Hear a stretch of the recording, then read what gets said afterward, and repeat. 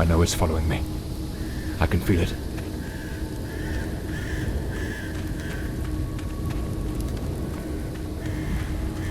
I shouldn't have taken such a risk.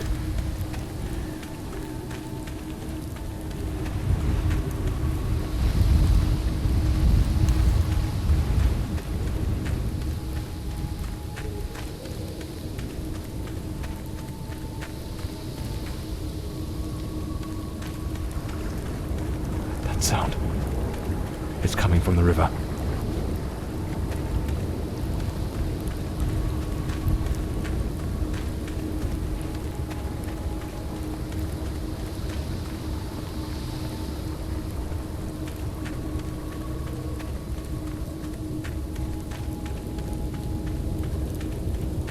If it catches me, it will show no mercy.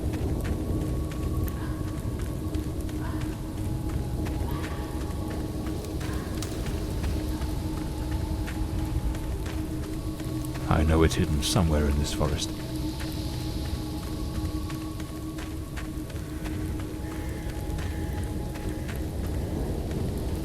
I should be able to see its light soon.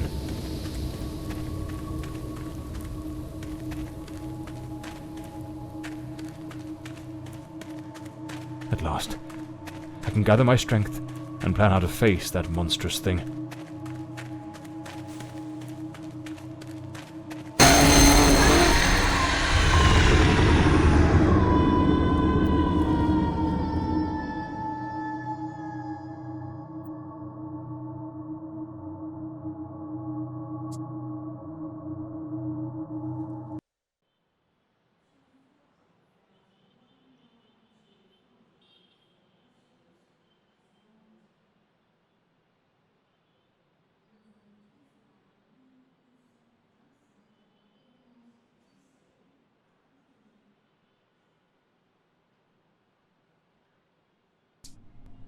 The name's John Morley, private detective, and today is a momentous day.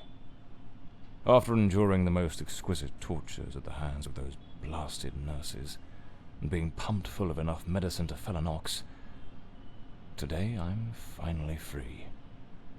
Who would have thought that the case of the Red Shoes murder would end the way it did? A stormy night, soaked to the skin, wrestling that brainless killer on a rooftop. Then a slip and a 5-story plunge. It appears you're awake at last. We had considerable difficulty rousing you earlier this morning, so I deemed it best to let you rest a while longer. I bring you good news. The latest test results are favourable, and the doctor has authorised your discharge. You are now officially ready to go. I have placed your belongings on the table. Oh, and a lady stopped by this morning with some clothes from the dry cleaner.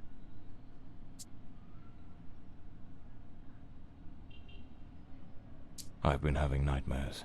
The doctor has prescribed some medication that should help address any residual effects. This should assist in alleviating your nightmares. My belongings? I thought everything was already in the room. There are a few valuables and some coins we kept for safekeeping. They are in the box on the table.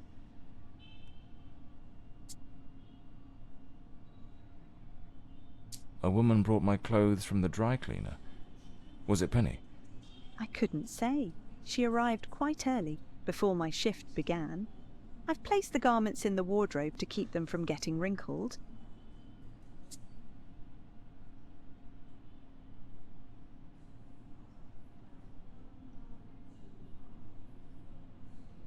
So I'm better now? Yes, you are much improved. Both your physical and psychological assessments have been satisfactory, and there are no impediments to your returning to your normal life. Now, if you'll excuse me, I have other patients to attend to. I wish you all the best.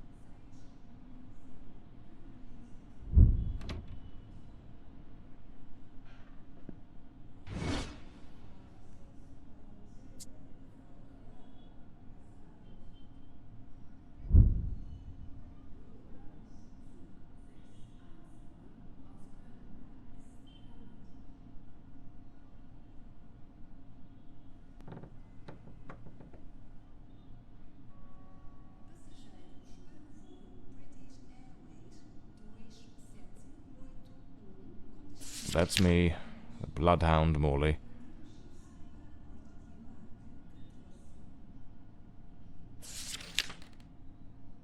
Story of my life. Nearly broke.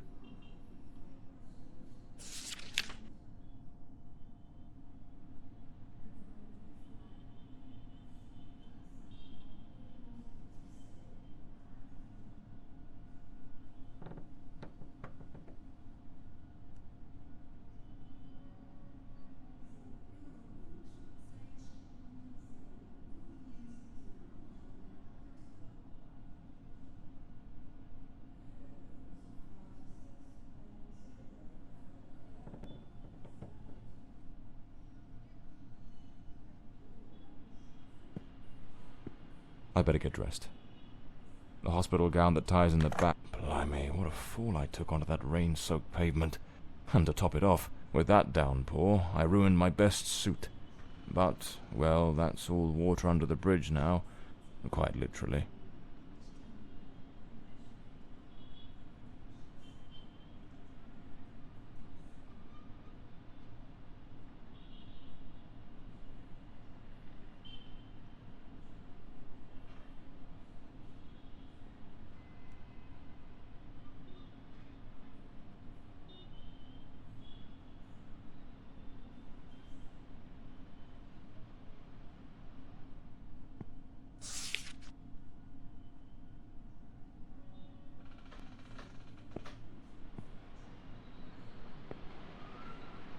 There's notes from Penny, my secretary.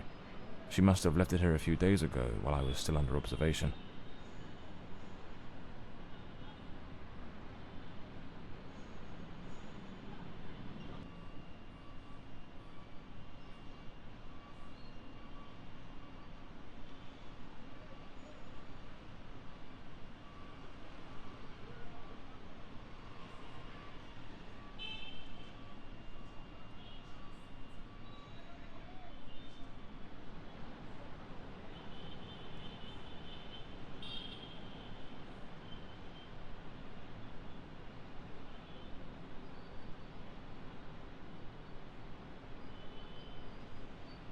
Damn it, Penny. I don't blame her, though. I'm a right mess. I've managed to lose the only two things that kept me grounded. Her sound advice, always spot on, and the faint hope that she might dump Peter and give me a chance. Rainy and overcast. Typical London weather.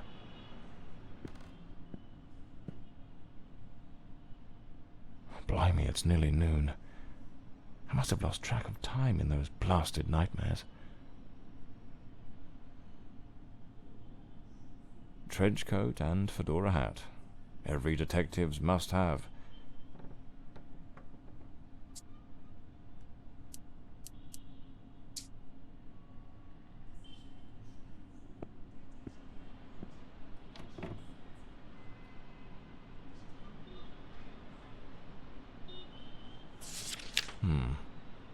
So the mystery woman who took my clothes to the cleaners was Penny after all. Seems she's still got a soft spot for me. Could there be a chance I might win her over?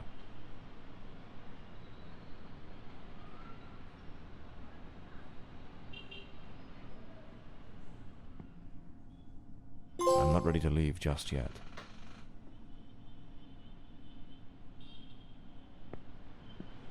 I usually use the Windsor knot.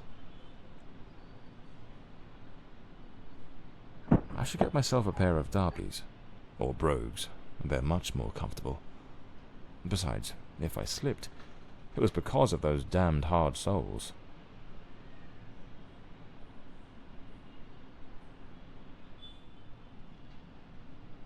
Looks brand new. The collar's pristine. Well-structured shoulders, nicely padded. Gives off an air of authority. Keeps the crooks wary and catches the ladies' eyes. These do a fine job of hiding any belly. Can't complain about that.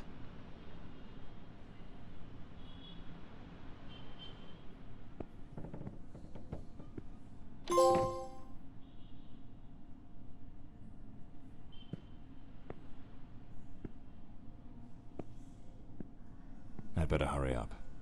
Just like Penny says in her note, I might have a new client this afternoon. And with the way things are going, I can't afford to let that slip away.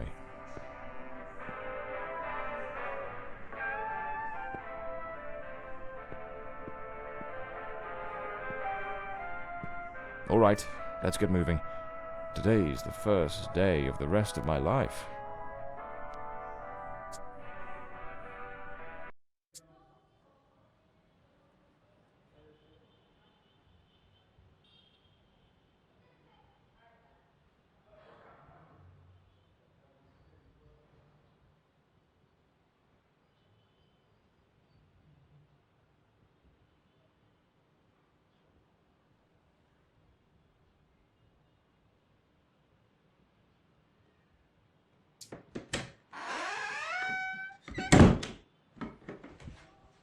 Back again.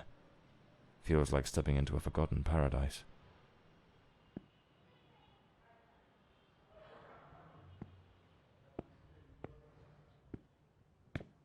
Everything's got that same old charm, and yet feels oddly new. This hospital stint's given me a bit of a new outlook. Maybe I'll take it a shade easier from now on, sticking to cases that don't demand a trip to the morgue.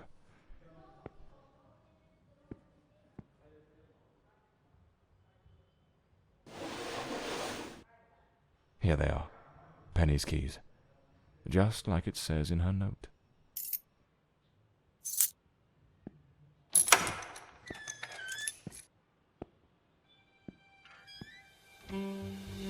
So this is Peter.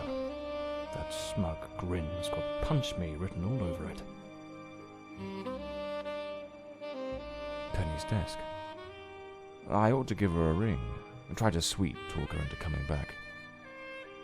If this new client brings in some decent dough, maybe I could settle what I owe her and use a little charm to win her over.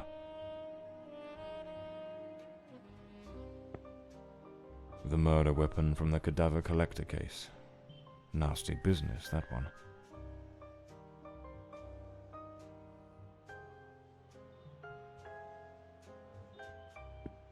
The case of the Red Shoes murder. One of the most complicated I've faced. Finally. Case closed.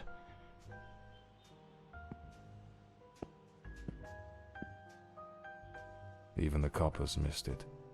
The slant on the letter E. That's what gave away the typist in the black letters case. My files. Cases, clients, debts. Too many debts. Far too many.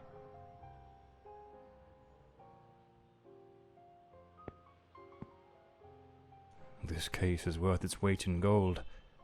Everything you need for a portable lab. This one's a favorite. The jealous lover solved everything with a few blows from an ashtray. Brutal, but effective.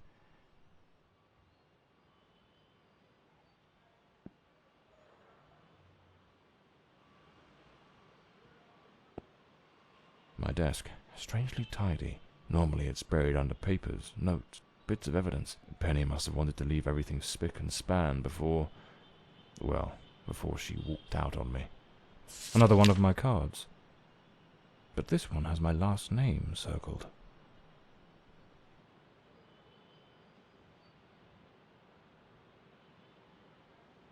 The drawer. It's locked. But there doesn't seem to be a keyhole.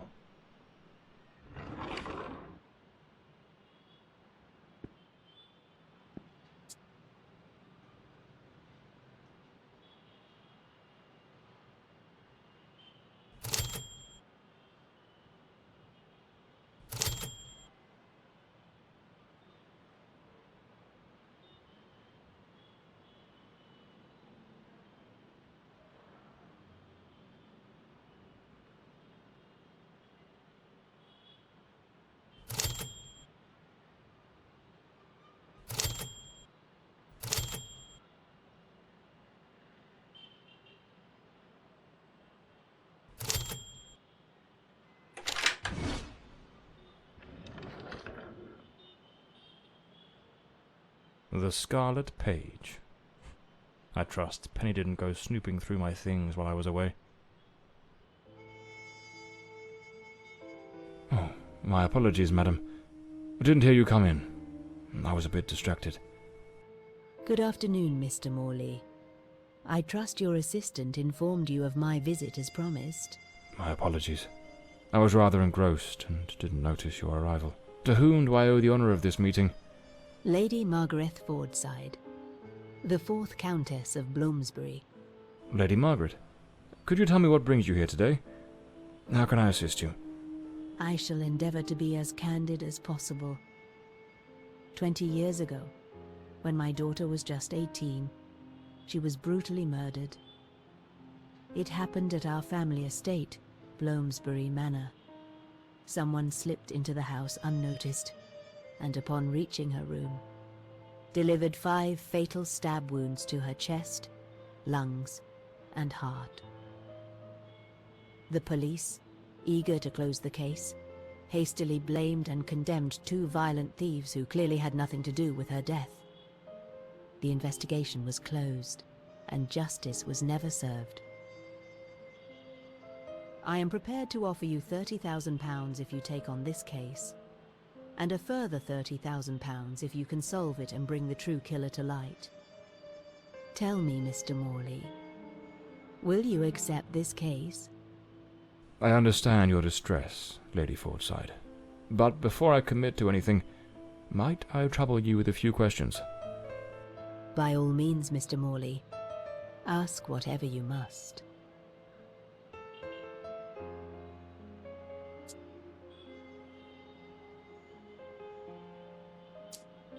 A case that's been cold for 20 years.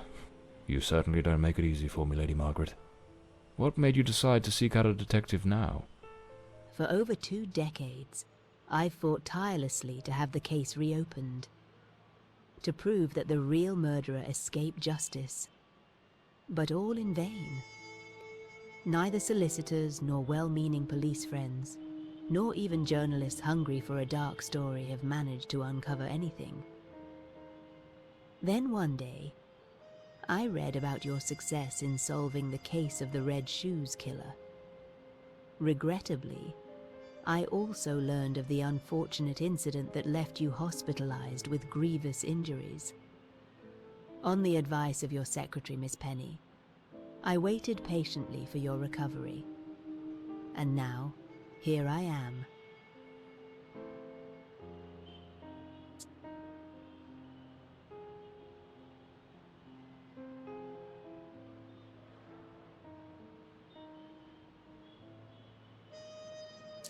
Tell me about Bloomsbury Manor. Do you still reside there? After Elodie's death, I abandoned the estate. I couldn't bear to remain there, to live within those walls.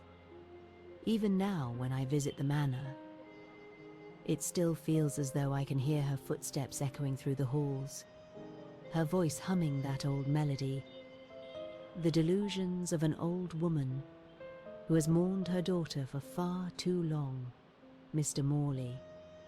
No mother should ever have to bury her child. Should you accept the case, Bloomsbury Manor would likely be the best place to begin the investigation. I shall not impede your work, as I now reside at Bedford Square, in the heart of the city.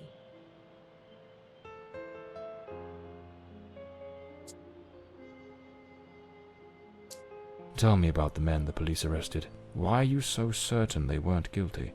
2 days after the murder, the police arrested a pair of violent thieves who were terrorizing the county at the time. Though they swore their innocence in my daughter Elodie's death, their criminal record completely undermined their defense. Seizing the opportunity, the police locked them away for their other crimes, and the case was closed. But what has always struck me as suspicious is that nothing was stolen on the night my Elodie was killed. If those thieves were truly the culprits, why would they murder her and then leave without taking a single piece of silver? It doesn't add up, Mr. Morley.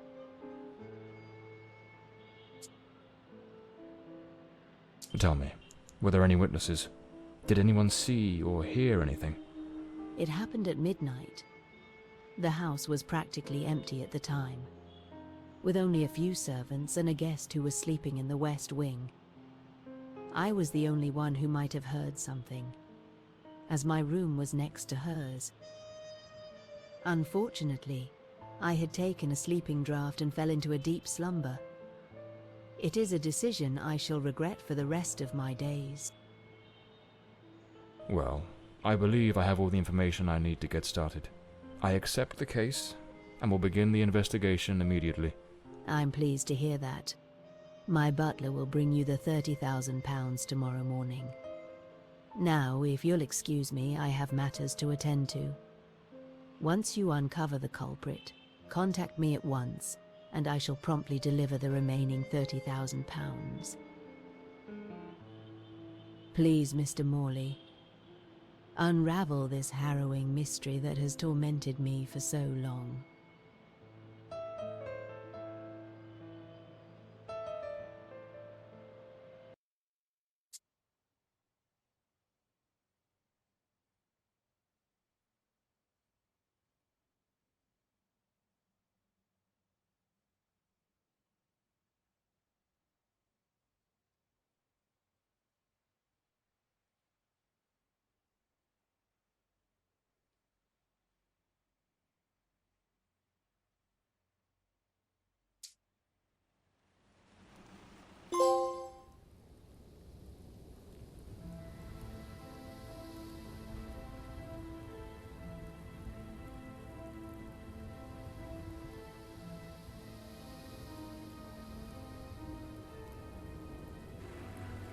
As I made my way through the dense forest path, a haunting silence enveloped the air. It was as though the very night of the crime still lingered here, shrouded in an eerie calm. The manor stood before me, its facade as inscrutable as the shadows that danced in the moonlight. Every step I took felt like a step deeper into the heart of a mystery that refused to be forgotten.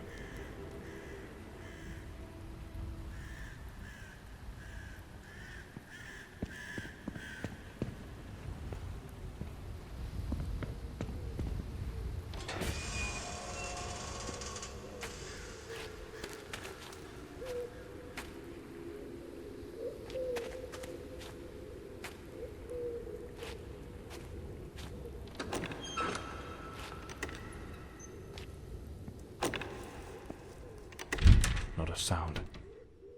The stillness feels heavy, like it's hiding something.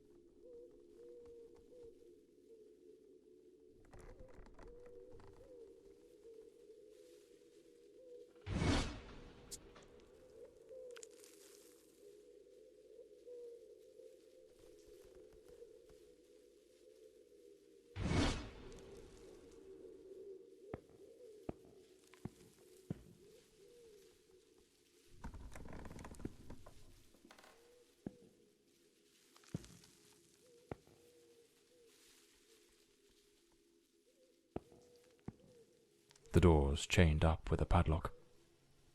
Looks like I'll need to find the key.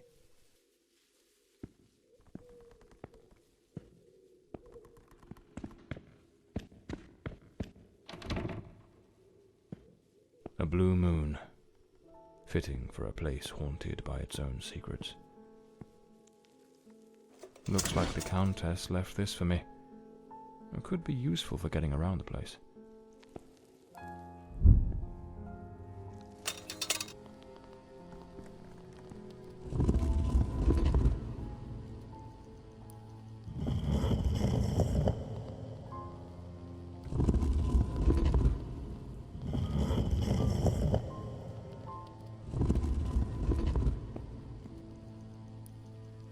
It seems Lord Fordside was a renowned sculptor, though his works were somewhat sinister.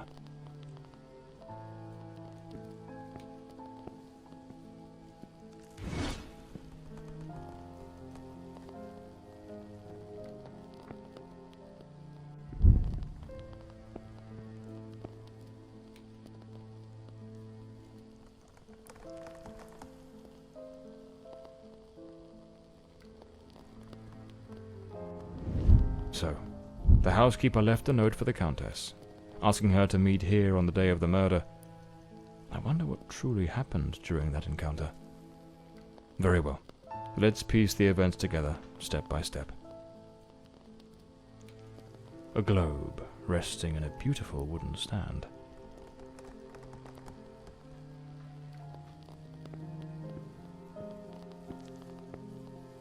Two chairs. One of them knocked over.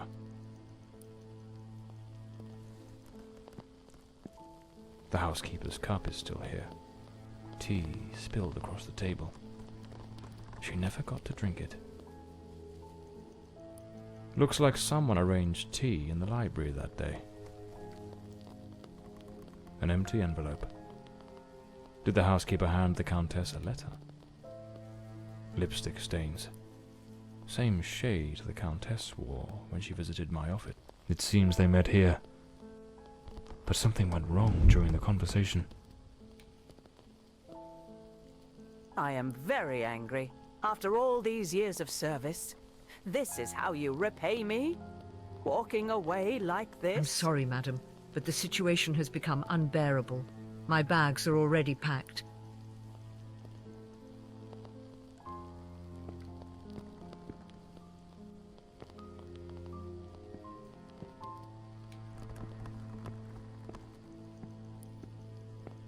The Fordside family crest, a rampant dragon, a time-honoured symbol across European heraldry, particularly among the English and the Welsh. Another painting by Elodie. There's something deeply disturbing about her work.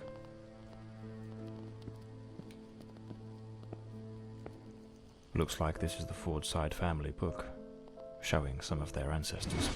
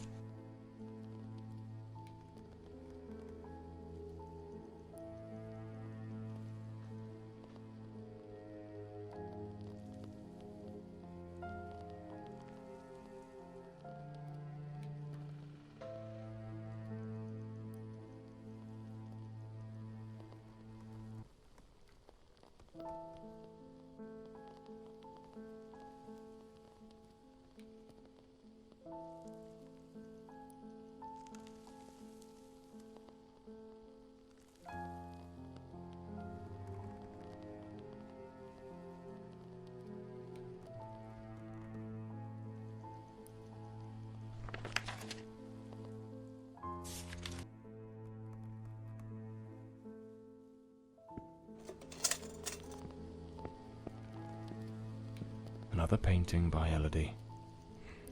There's something deeply disturbing about her work.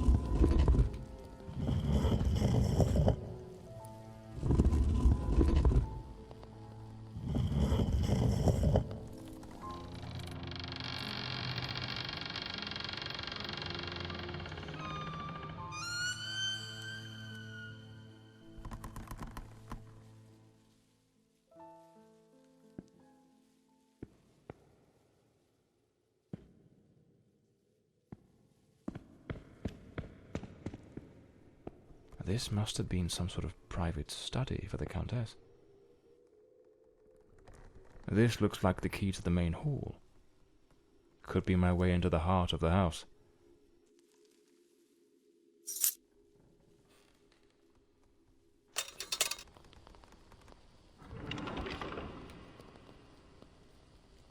An old pocket watch.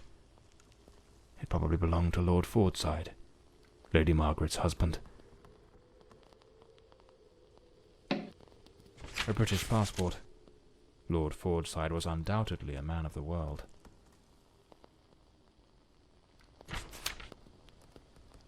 Lady Margaret and a young woman. I suppose it's Elodie. They look happy. It was undoubtedly a better time.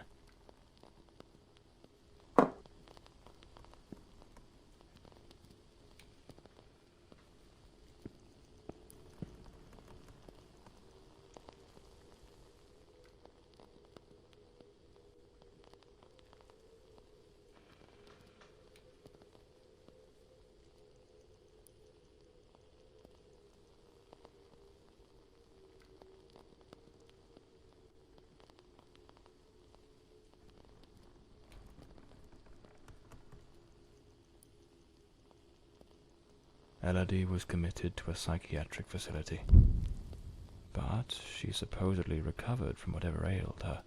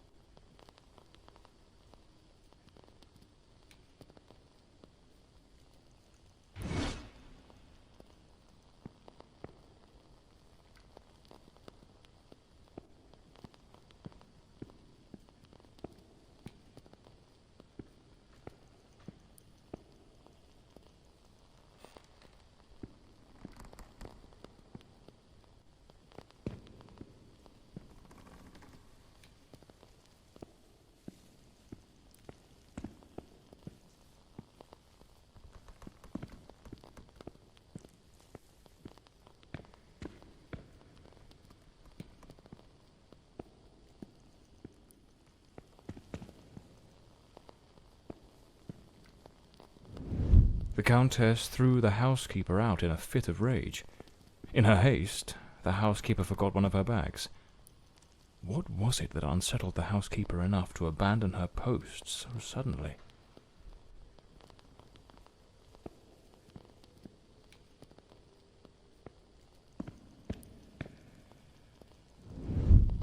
Lady Fordside, still seething, burned something in the fireplace.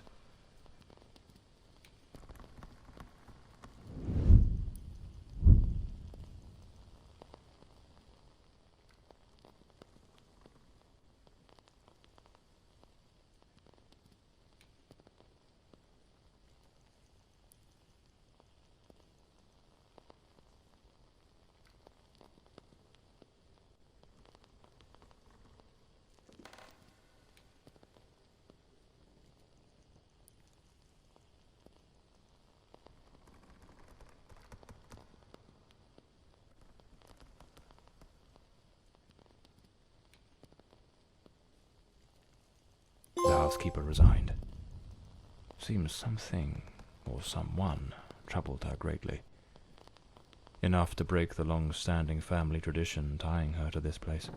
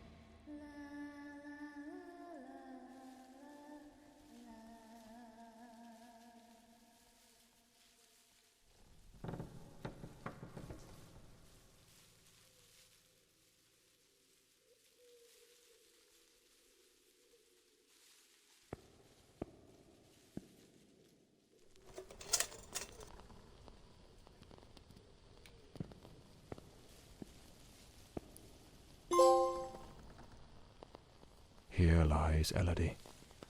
Rest eternally, beloved daughter, beneath the tree that once watched you grow. So this is where Elodie is buried.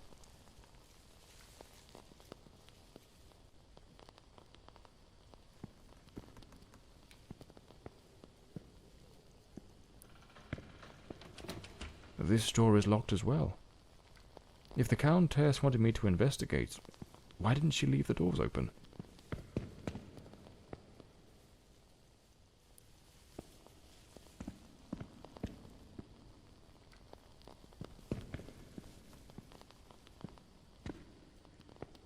Layers of dried oil paint, left untouched for 20 years.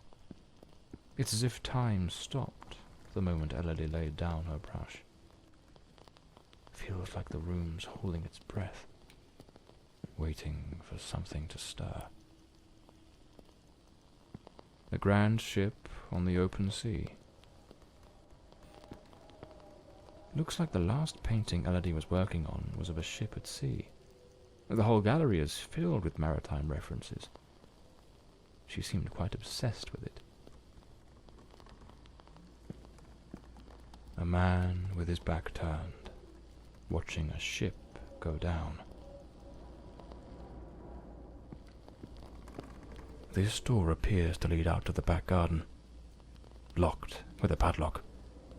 I'll need to find the key.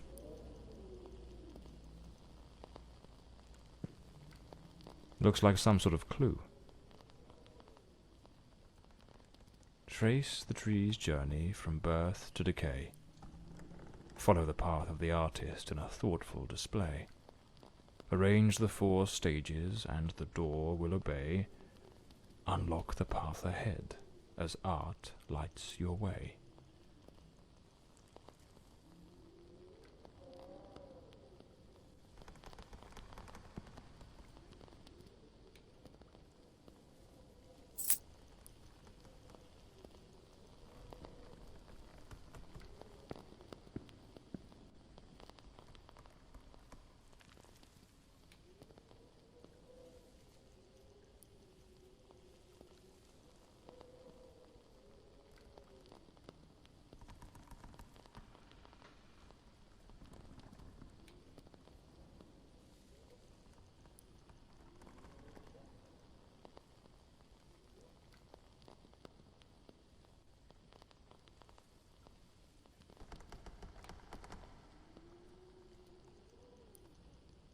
Lady Margaret took special care to secure the house, restricting access to certain areas.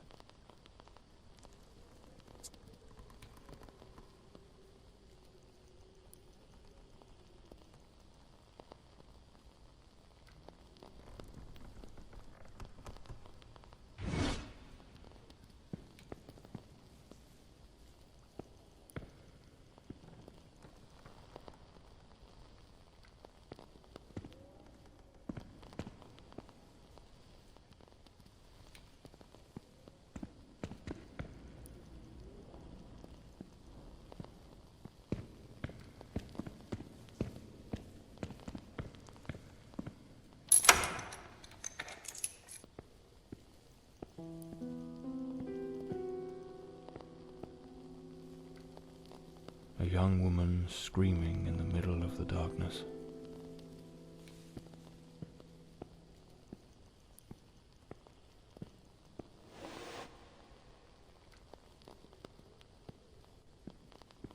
Some of these paintings are really dark and sinister.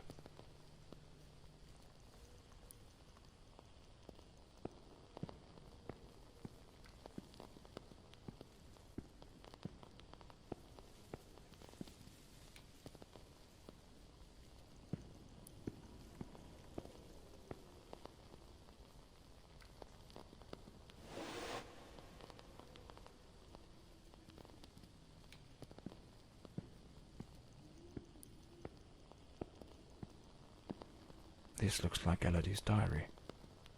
Let's see what her last entries reveal. I'm absolutely over the moon. Walter has written to say he is coming. I met him at the Western Sanatorium, and we have grown so very close. He was there recovering from the trauma of a shipwreck, where he tragically lost his companions. By sheer luck, he was rescued, but not before spending an entire year on an island living amongst the natives. He truly is an adventurer.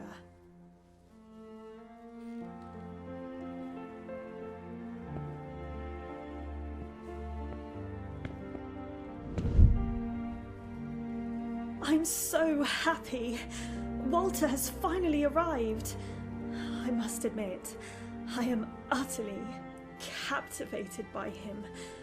I invited him to visit, and he gave me his word he wouldn't fail to come as soon as he was able to leave. And now he's finally here. I can scarcely contain my joy. It feels as though all the darkness has faded away.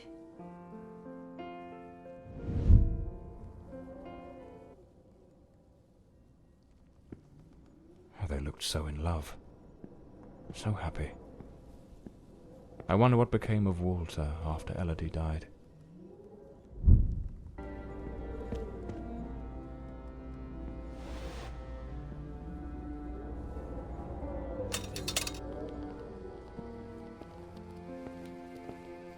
Those poor souls. Tragedy seems to have cast a long shadow over this family.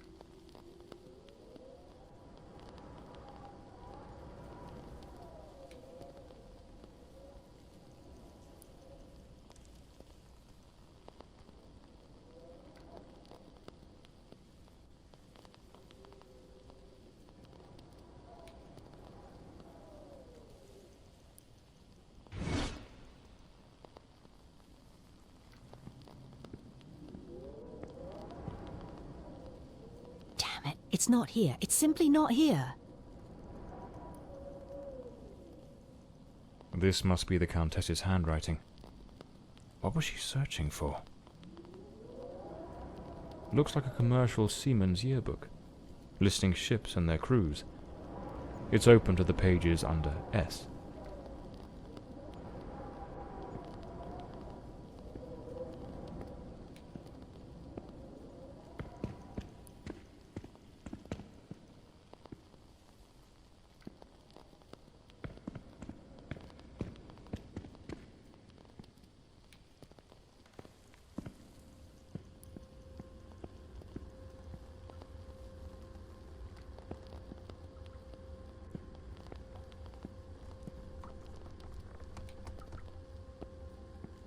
A boarded-up door.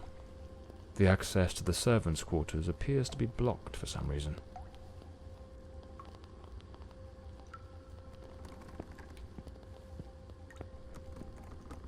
Something definitely happened here.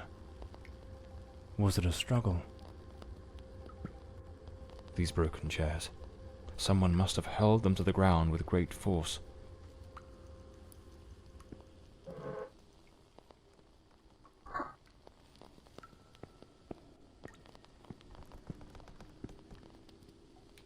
It looks like this vase was shattered. Not just dropped, but smashed with intent.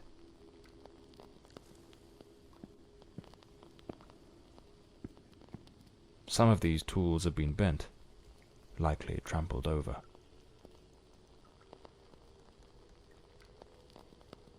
A silver knife is missing, and it's nowhere to be found. Likely taken by the same person who caused all this destruction.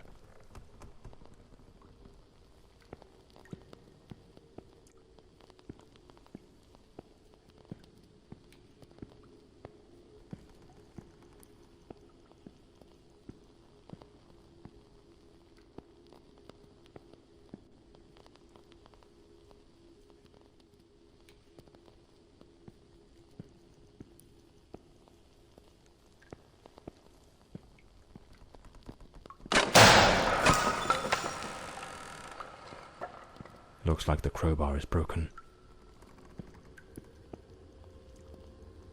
Lady Margaret, after the death of her daughter, dismissed the staff and left the mansion.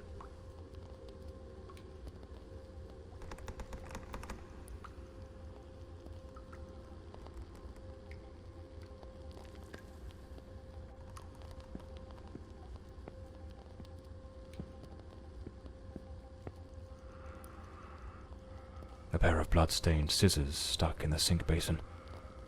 Deeply unsettling.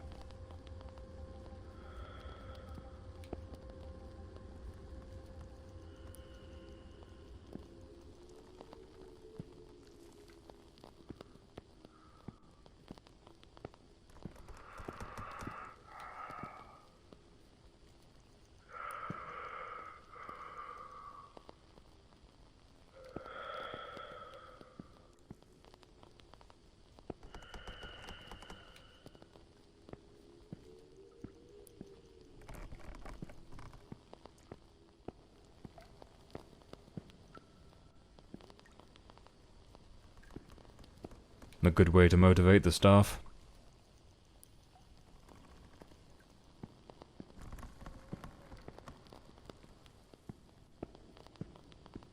No doubt, this is the cook's room.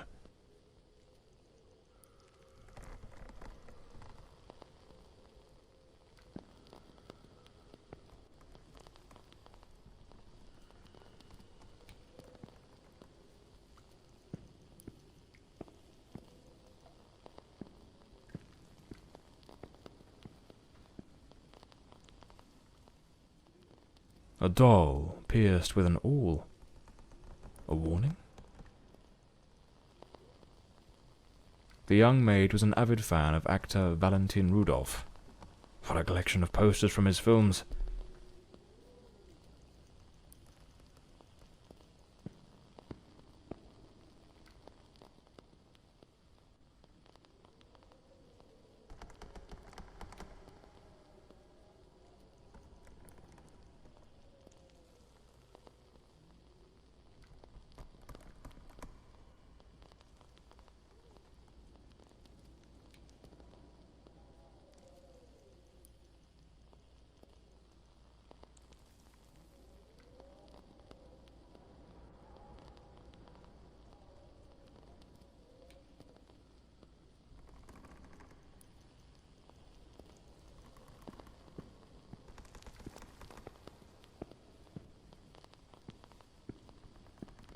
A backgammon board.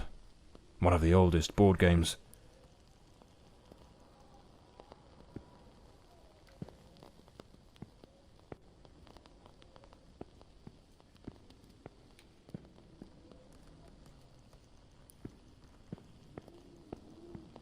Miss Marver apparently knew her way around the tarot. What a dreadful spread, and what a chilling omen it revealed. Evil approaches. It will bring death, and lay ruin to the house and all who dwell within.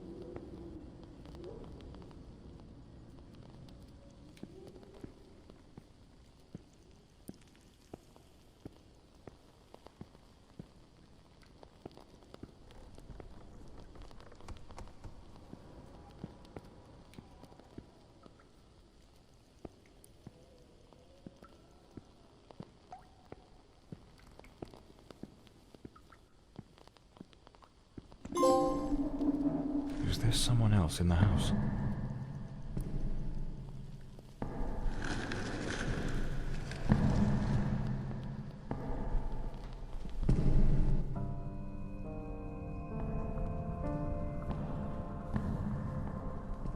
Who the devil is that man? He had a knife. I'm completely in the dark here. I don't think he saw me.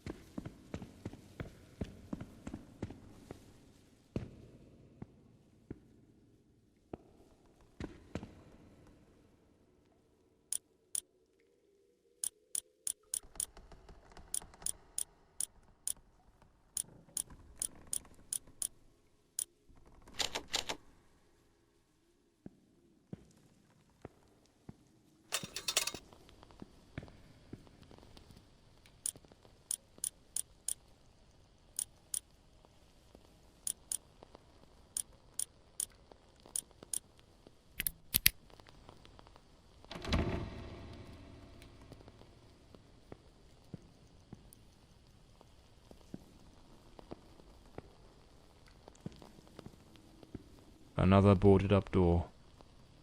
The question is, was it sealed before the murder? And why?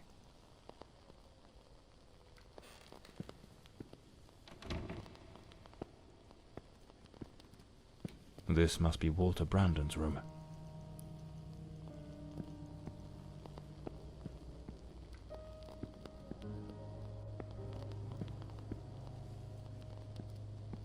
A compass and a sextant, tools of a sailor. An empty bottle. It smells of good rum. The diary of Walter Brandon. Perhaps it holds some clues about who he was, and what his involvement in this case might be.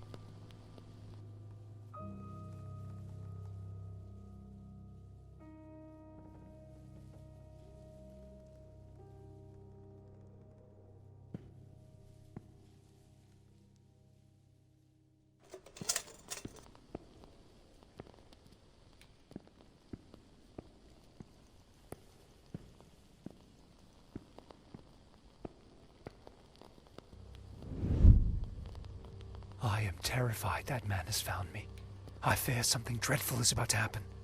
Tonight as I awoke, I saw him, standing at the foot of my bed. I could not make out his face, but his knife. The gleam of its blade shone in the darkness. I sprang up suddenly, determined to confront this stranger. Grabbing the heavy candlestick from the nightstand, I hurled it with all my strength. He vanished into the dark.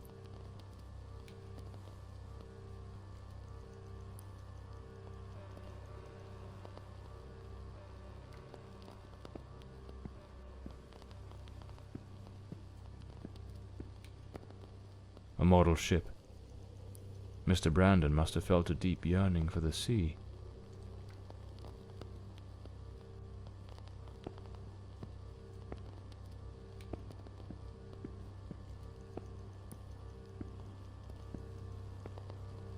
The painting of a ship, unmistakably in Elodie's style.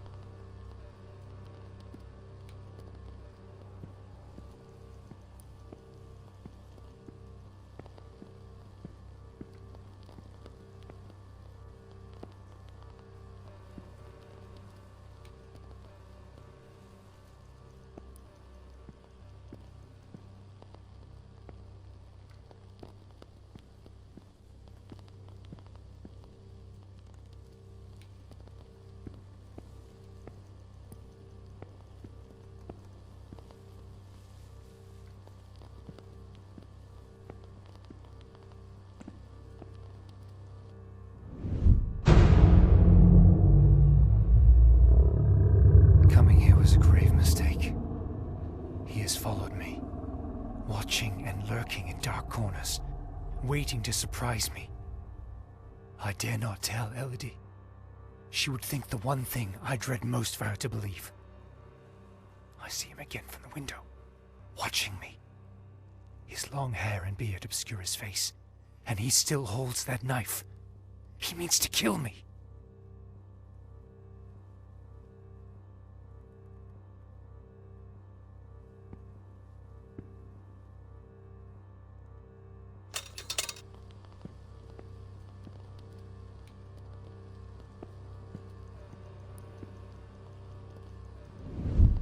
I am losing my faculties. It is best I return to the ship. Everyone seems to be conspiring against me. The housekeeper despises me, accusing me of misconduct. Perhaps I'm not a man of refinement, but I know what respect is. Yet this morning, as I awoke from my rest, she was enraged with me. It was of no use to tell her I had slept peacefully. An external maid who comes to clean was crying and accusing me of having approached her in an unseemly manner. I would never do such a thing. I am a sailor, a man of the world. I know how to conduct myself.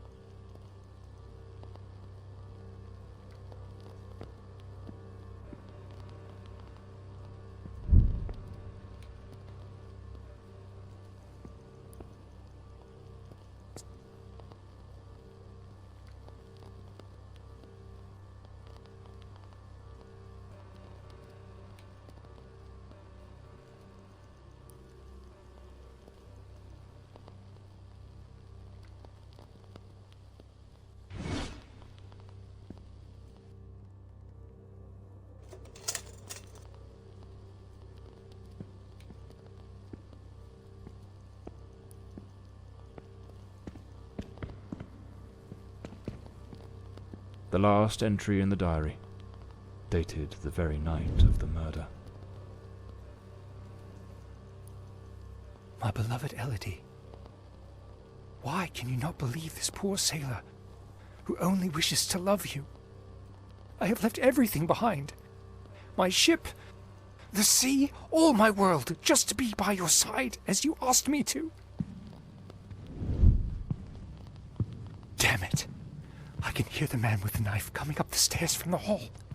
I need to hide. Walter was terrified. What in the devil was happening here? It seems this trunk was all Walter owned. I should take a look at it.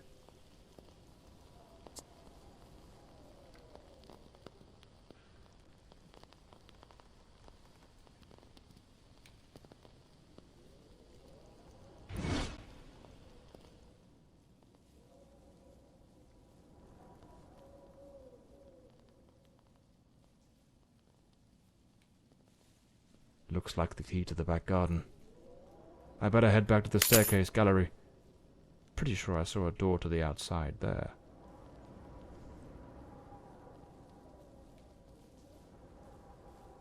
A photograph of Elodie. No doubt Walter cared for her deeply. Seems I'm not the only one with a fondness for hats.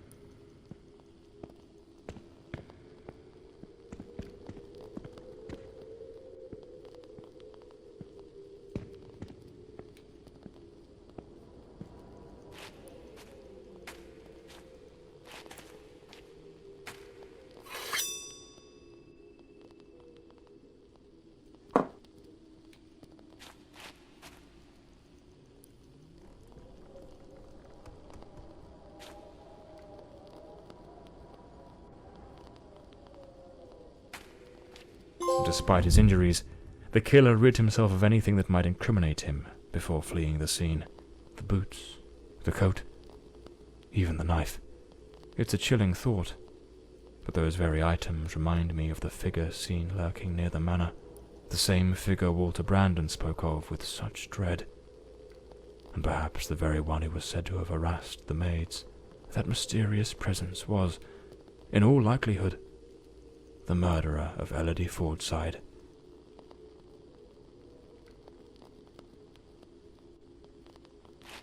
Well, this ought to do the trick for that boarded-up room upstairs, just by Walter Brandon's room.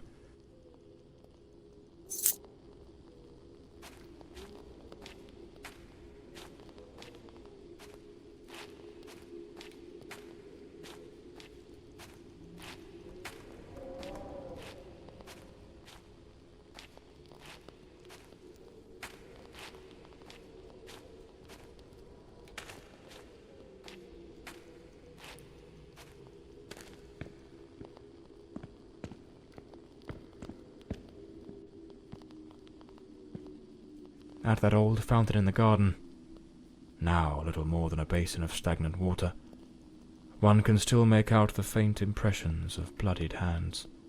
It seems almost certain the killer stopped here, in a hurried attempt to wash away some of the blood spattered across his body.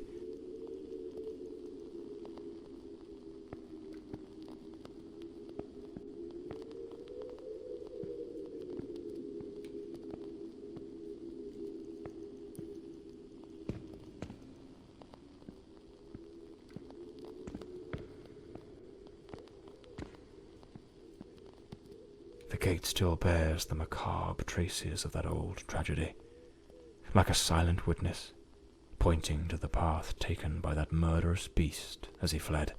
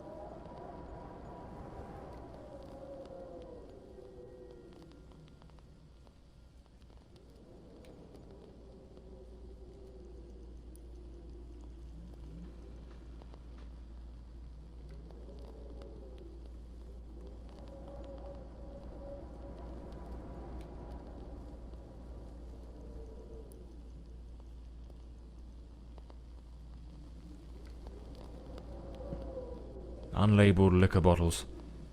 The damp and the passing years have likely worn away whatever once marked them. There's a distinct scent of wormwood, the plant at the heart of absinthe. Thujone, its active compound, could provoke hallucinations. Visions said to come straight from the goddess Artemis herself. A sharpening wheel. Lord Fordside likely crafted his own chisels. Lord Fordside was a gifted artist, no doubt, but his work betrayed a dark and tormented soul. This unfinished fallen angel stirs in me a curious sense of unease, almost repulsion.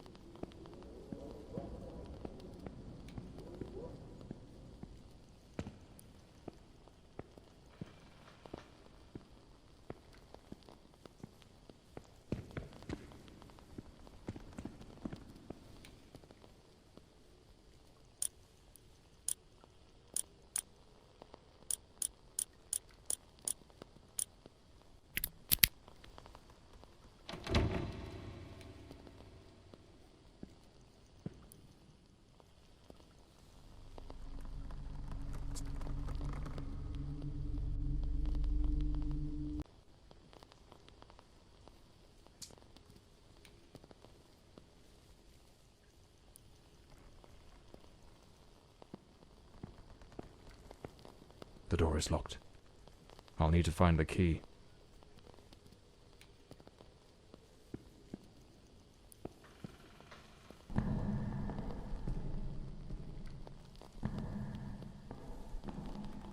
Him again. Who the bloody hell are you?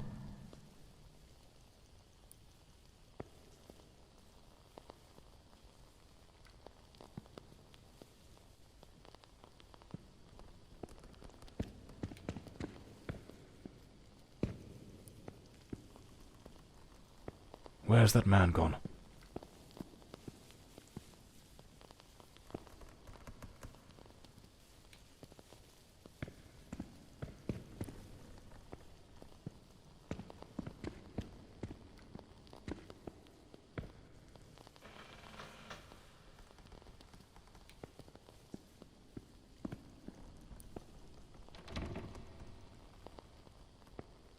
This room looks like it belongs to a woman. Lady Margaret, perhaps? It's a damn fine bottle of wine. No one in their right mind would open a vintage like this and leave it abandoned, unless something rather urgent interrupted the evening. Seems Lady Margaret was reading in the chair that evening. The book's still open, right where she left it.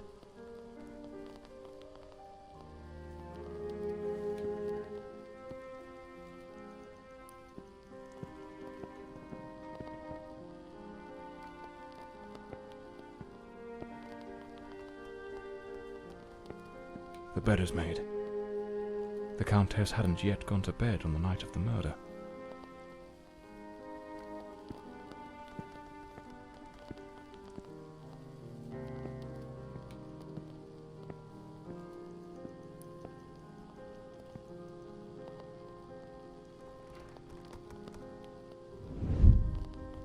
This is a nightmare. I am deeply concerned for Elodie. The housekeeper has long been warning me about Walter. I have made some inquiries, and nothing is as it seems. Elodie remains blissfully happy with him in the house. I am at my wit's end. Since her return from the sanatorium, she has been positively radiant, a true beacon of light. They go out together and seem to have a splendid time. He appears very close to her. This is in stark contrast to the picture painted by the housekeeper, which is a complete contradiction.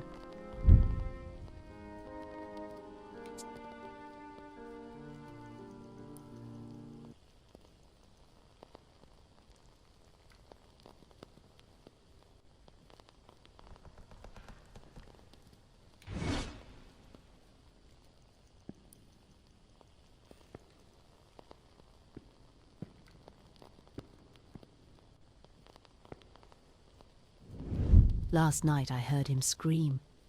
He seemed to be in the throes of a panic attack. I approached on tiptoe to the guest quarters, and then suddenly I was struck with terror. An insane, maniacal laughter echoed through the night.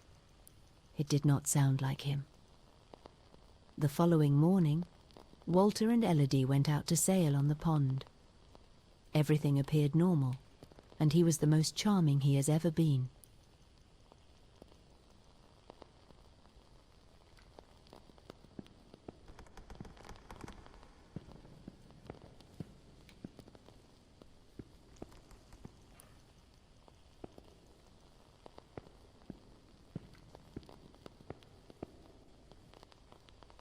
Something made of glass has shattered here.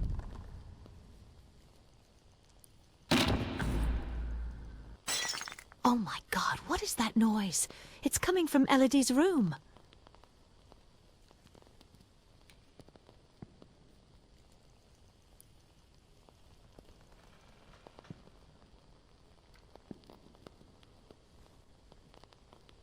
The fireplace tools, all knocked over on the floor. And unless my eyes deceive me, the poker appears to be missing. Oh my God, Elodie! Lady Margaret, quite agitated, grabbed the fireplace poker and rushed toward Elodie's room.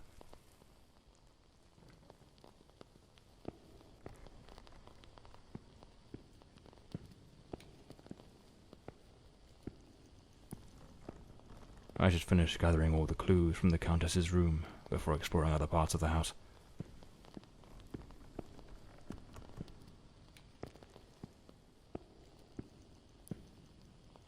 A key. Likely the one to Elodie's room. Lady Margaret lied to me. She hadn't taken any sleeping draught that night. She could have heard the attack and rushed to see what was happening. Why did she hide this from me? The more I investigate, the more convoluted it all seems. I should head to Elodie's room to search for answers.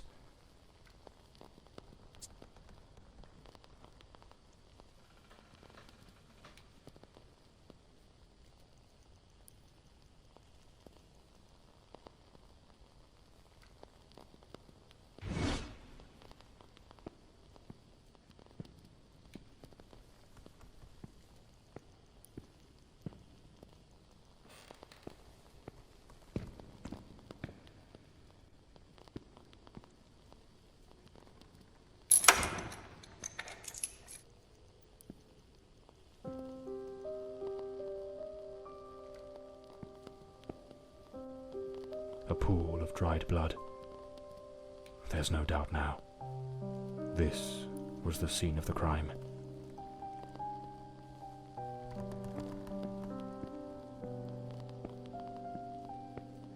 A rag doll, tossed on the floor. I'd wager it used to sit neatly on the bed. Either it was knocked over in the scuffle, or perhaps Elodie dropped it herself in the panic.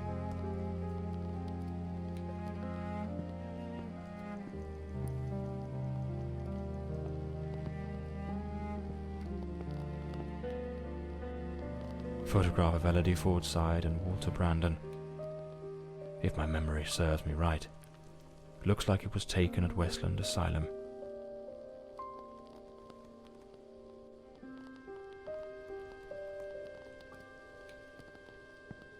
There was a struggle here, clear as day. Not a clean break-in. The killer wasn't subtle. Judging by the sheer brutality of the crime, we can almost certainly conclude the killer was a man of considerable build.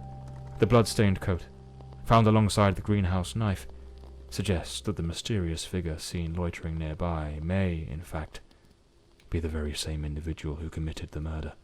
They say the killer always returns to the scene of the crime. But 20 years have passed. Why now?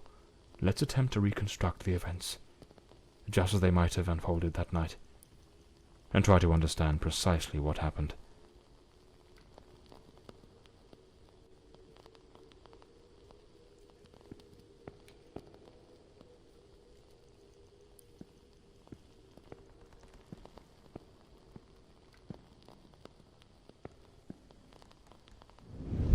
A teacup on the bedside table. Elodie must have lain down that night, perhaps already drifting to sleep.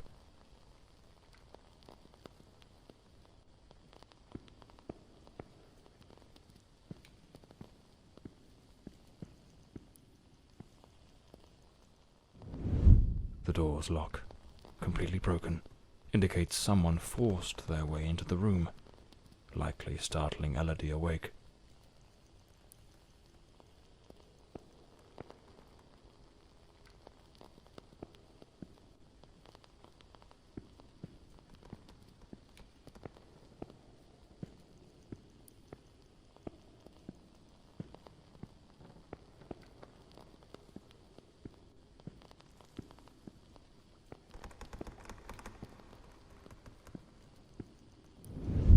Elodie tried to flee, but the killer cornered her near the vanity. She lost her balance and fell, breaking the dresser and chair.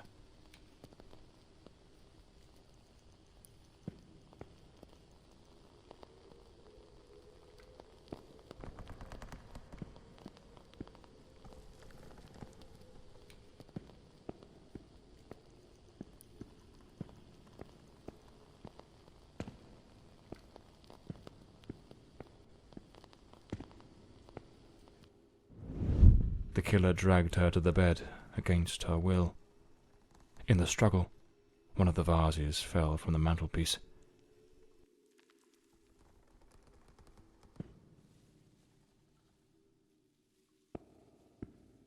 On the bed, the killer stabbed her mercilessly, again and again, staining the sheets with blood.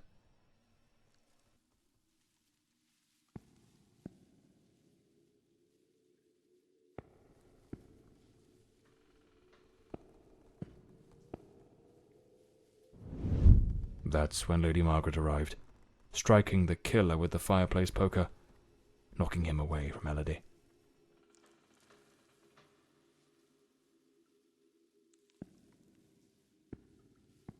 Wounded, the killer fled the scene, but it was already too late. Elodie was already dead.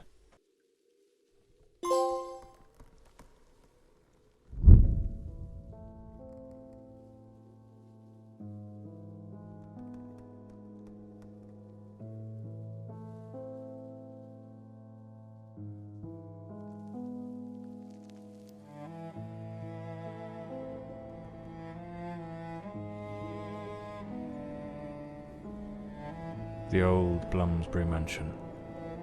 It choked my thoughts. It had that kind of sadness that seeps into your bones like old damp, and that sudden abandonment, so clear before my eyes, looked like a sinister time capsule.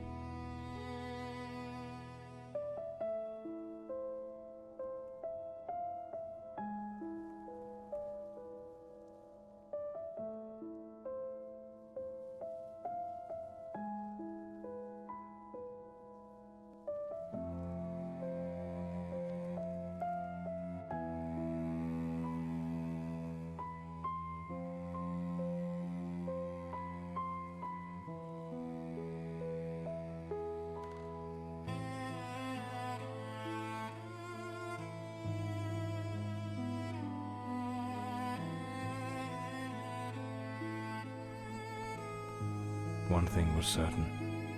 My next move was to dig up answers about the man with the knife, and about Walter Brandon, the sailor from Westland Asylum, an old, forgotten sanatorium that, 20 years ago, was the scene of a meeting between Elodie Fordside and that Brandon fellow.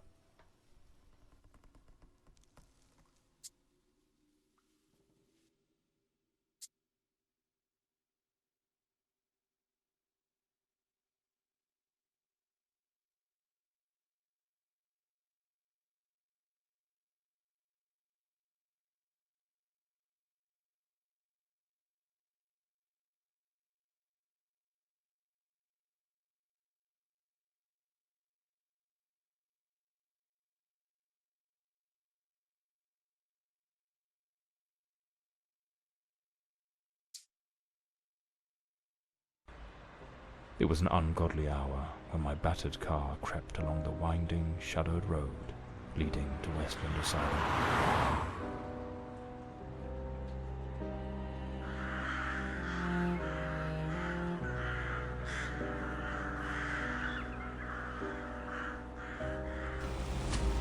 I found upon arrival was disquieting. The building, forsaken for more than a decade, remained illuminated. Was it some ancient emergency system defying the passage of time? Or was someone awaiting my arrival?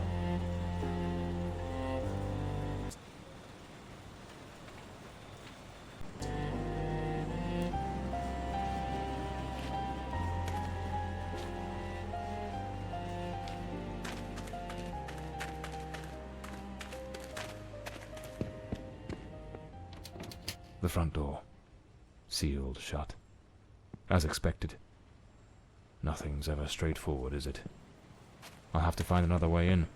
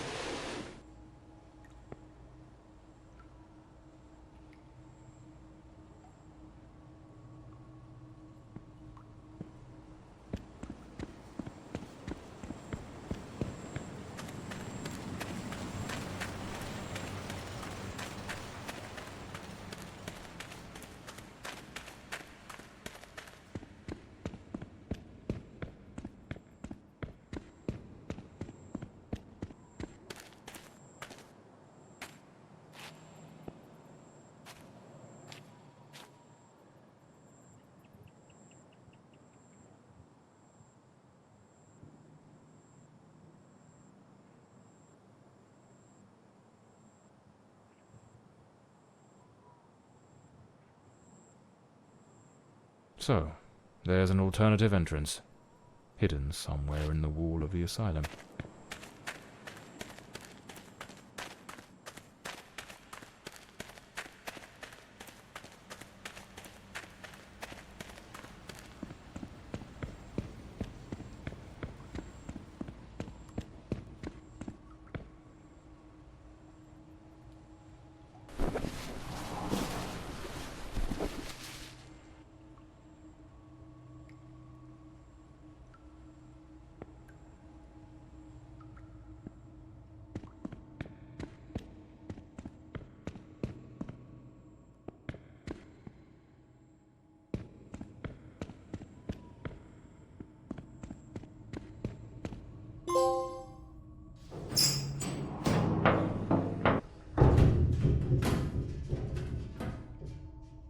Bloody hell, it's pitch black in here.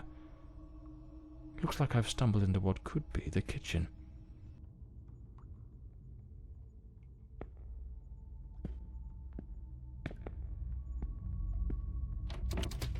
Impossible. Locked as well.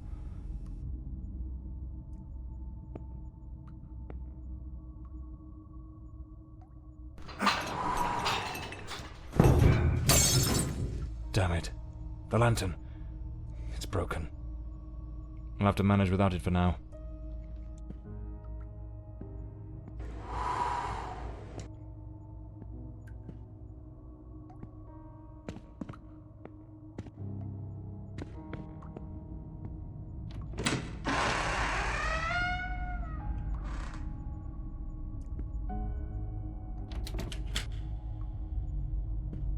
Some of the rooms are completely trashed.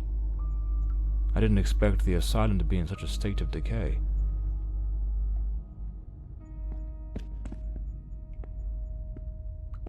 A bloody handprint. Someone injured must have leaned against this wall.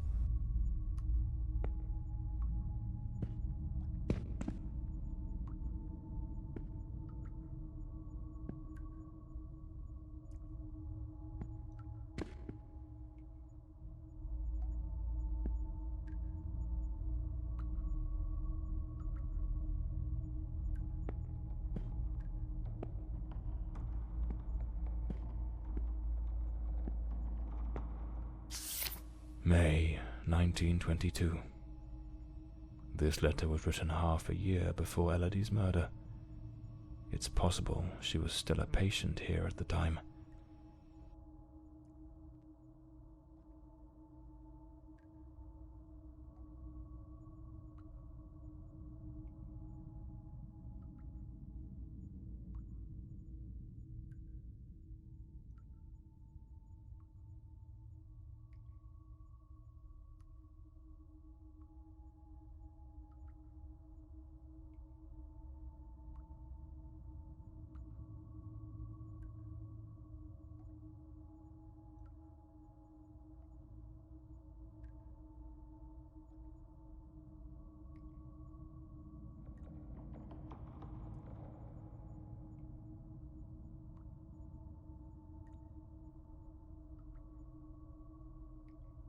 The nurses were genuinely concerned about the aggression of patient B03. Westland Asylum was a top place in its good old days.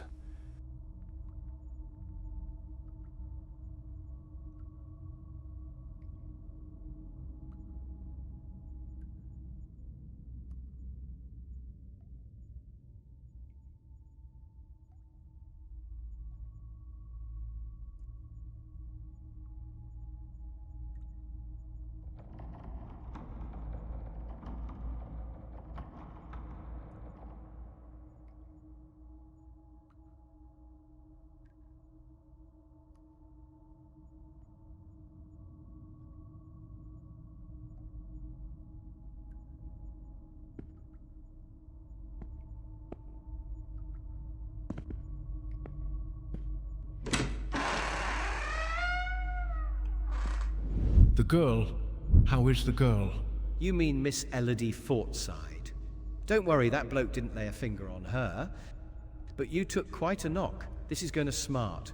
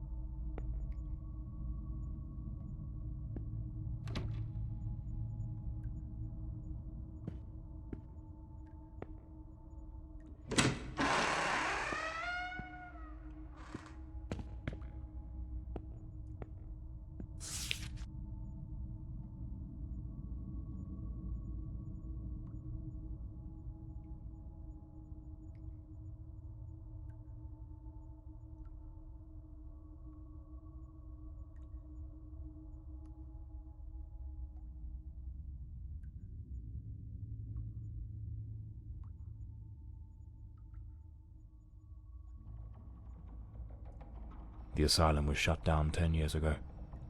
Judging by the state it's in, they probably had no choice but to close it due to the building's condition.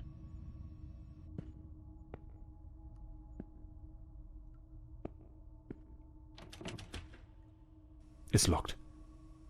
Without the key, I won't be able to access the upper floors.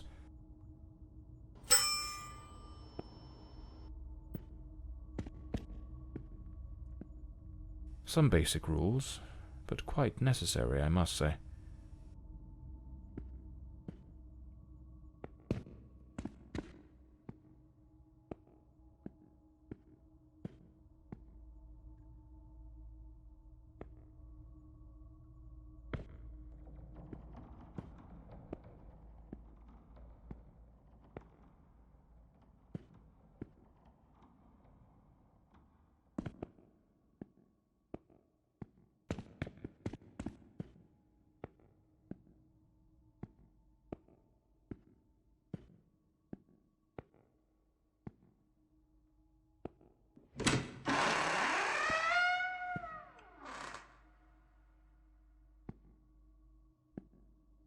This file cabinet is now empty.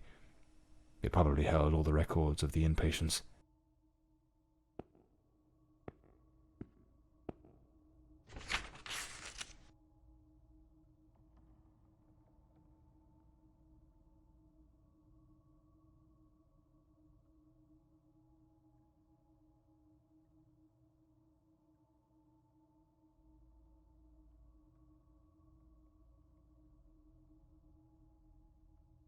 I need to find Dr. Sheridan's office.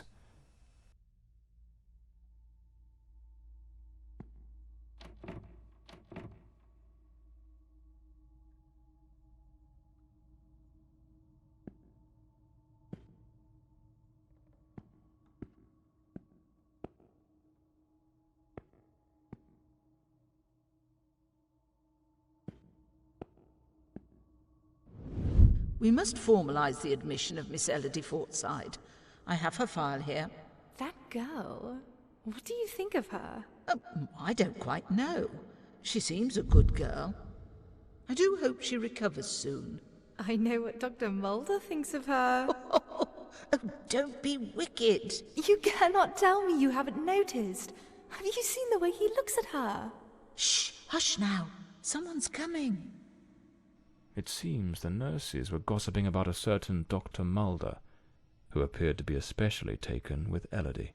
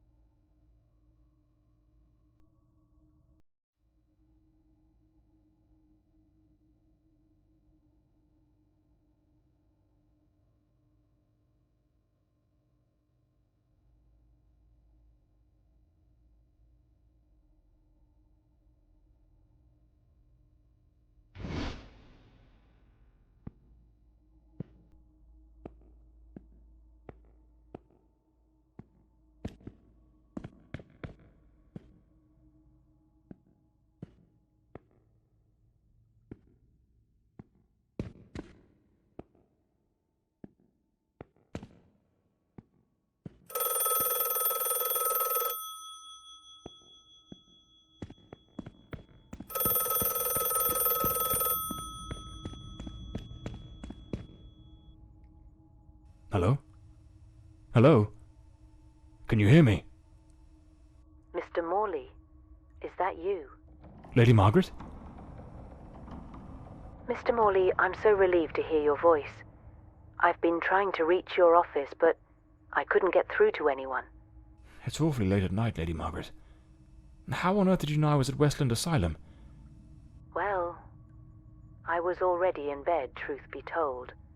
But there was something on my mind. A vital detail I'd forgotten to mention. I called your office, searched for you at the mansion, and when I couldn't find you there, I assumed you might be investigating at the asylum. I see. Very resourceful of you. Now tell me, what is this detail of such importance? Oh, yes, of course. I almost forgot. You see, the truth is, I'm afraid that you're not alone. What the devil does that mean? Hello? Lady Margaret?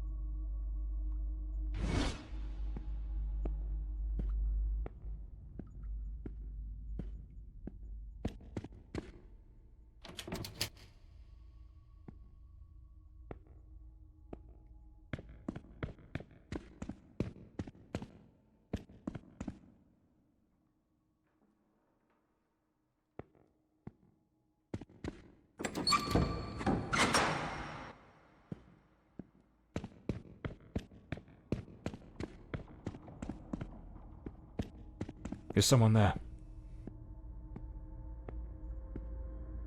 Damn it. got a bad feeling about this.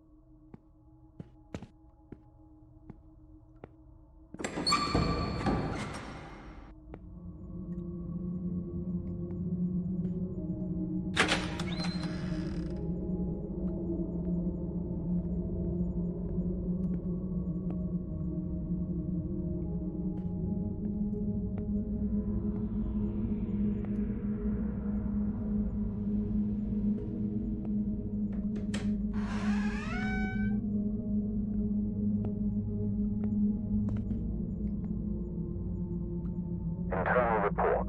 Patient B08, Miss Beatrice Marin, female, 28, reclassified after initial misidentification.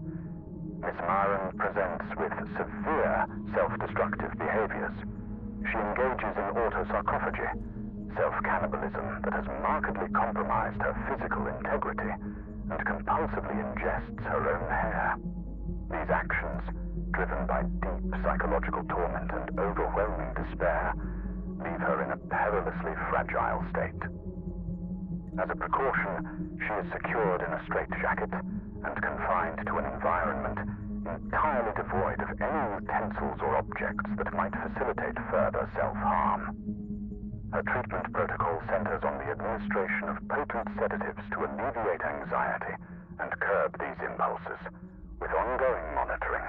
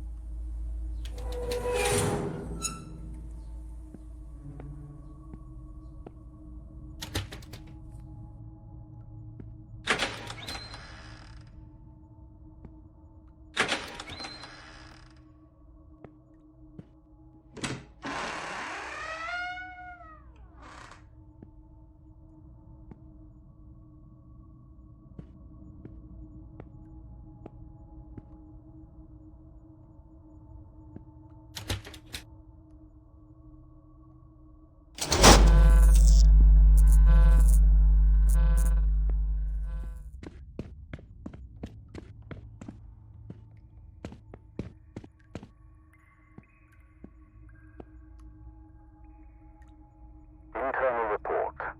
Patient B03, identity unknown. Male, early 30s. Admitted after being the cause of a series of violent incidents. The patient exhibits a disturbing duality. Episodes of unprovoked, nearly superhuman aggression, displaying raw, overwhelming physical force, and subsequent plunges into an eerie, profound apathy. His faculties appear suspended during these lulls, leaving him in a state of unnerving inertia. Due to the unpredictability of his violent outbursts, he remains confined within a reinforced cell. Treatment involves high doses of sedatives, potassium bromide or morphine, and a regimented course of electroconvulsive therapy, alongside stringent restraints, such as an anti-biting mask and, if required, an iron muzzle. Ongoing monitoring is maintained.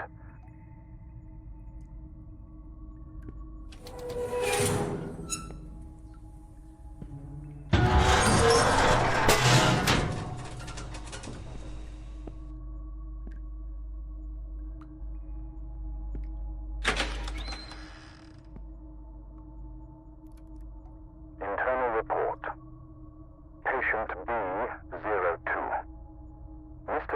Clark, 45, from Sanderson, is a persistent pyromaniac whose actions have repeatedly endangered both property and life. Despite his seemingly frail build, he harbors an alarming compulsion for fire setting, a tendency exacerbated by intermittent episodes of disorganized thought and incoherent speech under duress. His unsettling, fixed gaze suggests the planning of covert schemes, amplifying his threat. To mitigate risk, he is isolated in a secure cell, thoroughly cleared of flammable materials.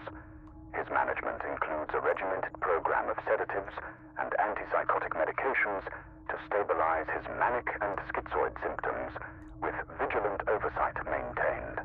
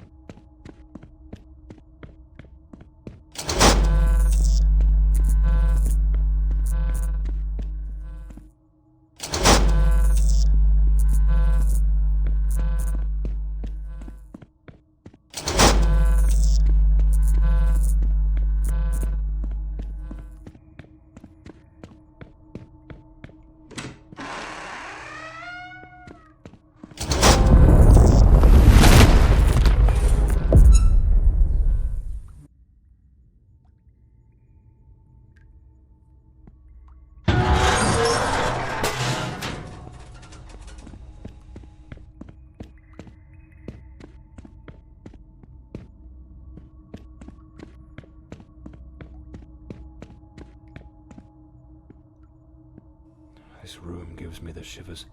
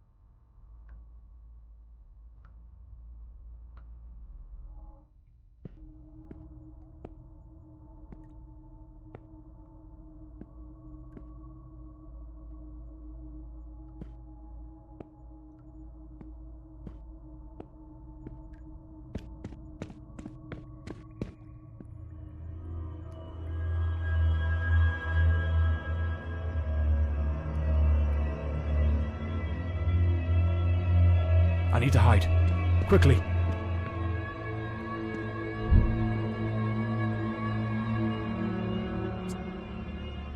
I can't hear it. Could it be gone?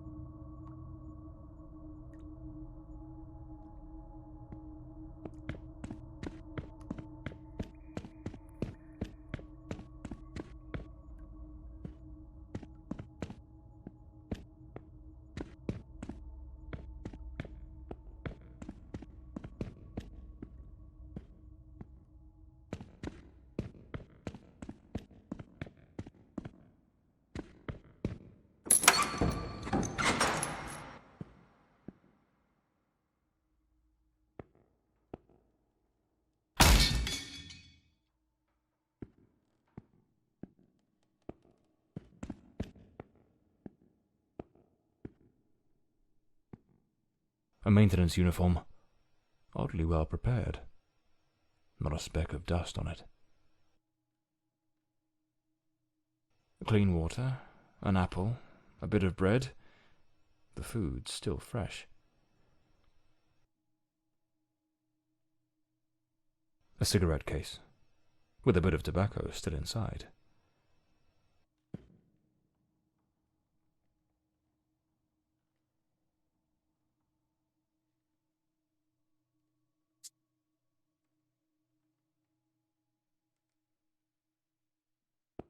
Looks like someone's been coming through here. Perhaps this is what Lady Margaret meant in her call. Or was she trying to warn me about something else?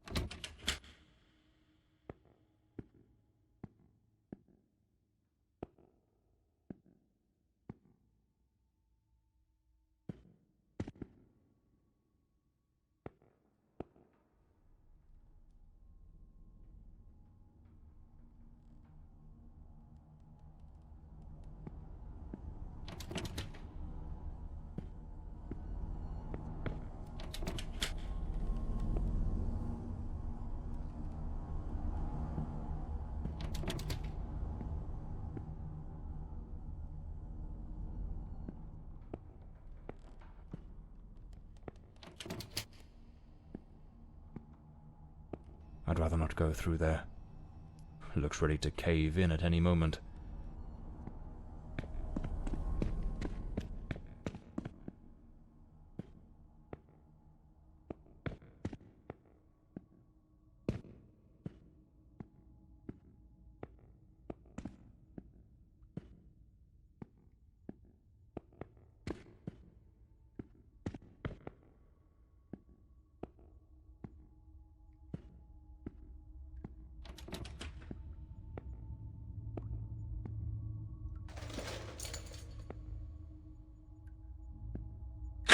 Here it is. Dr. Sheridan's office. This is where I'll find Elodie and Walter's records. Elodie's record. Patient at the sanatorium.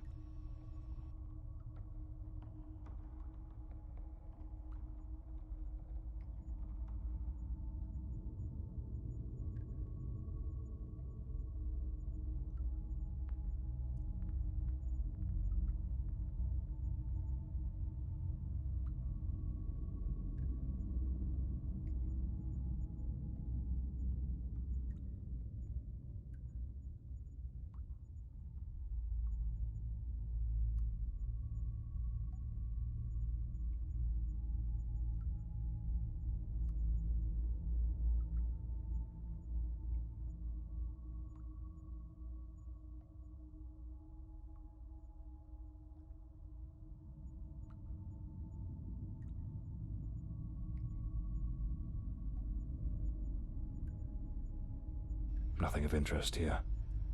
Strange. Elodie's record was easy to find, but there's no sign of anything related to Walter Brandon. Something doesn't add up. What am I missing?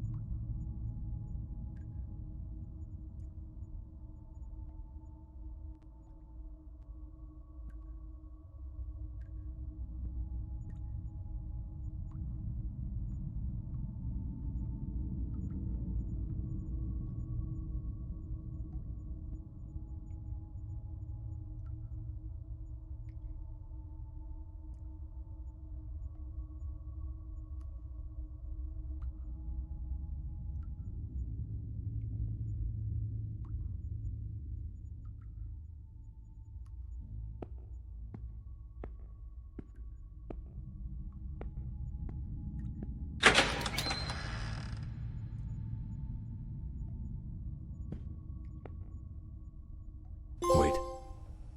No, it can't be. There he is, in the photo. Dr. Sheddenand in the center. And right next to him, it's him. The man with the knife. That wild mane, that unkempt beard, it's unmistakable. But what's he doing here? And he's holding a book. What was that noise? Sounds like something just came crashing down.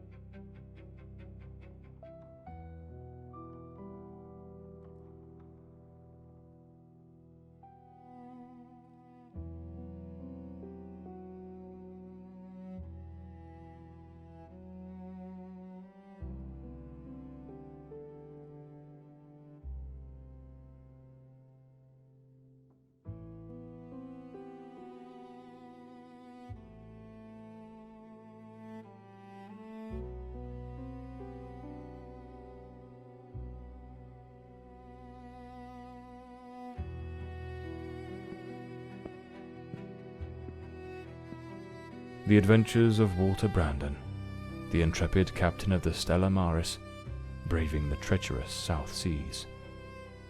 What in the devil does this mean?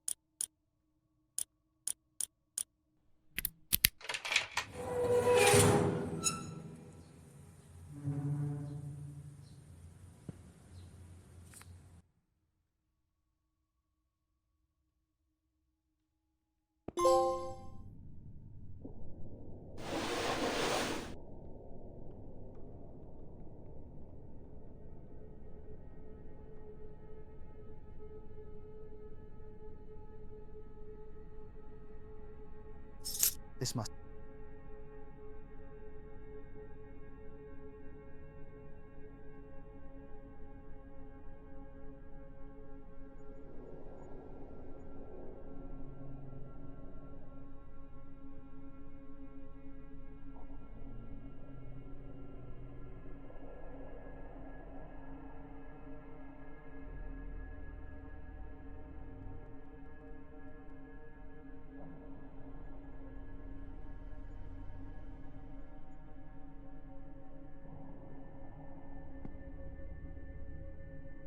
Stella Maris. That was the name of the ship captained by Walter Brandon.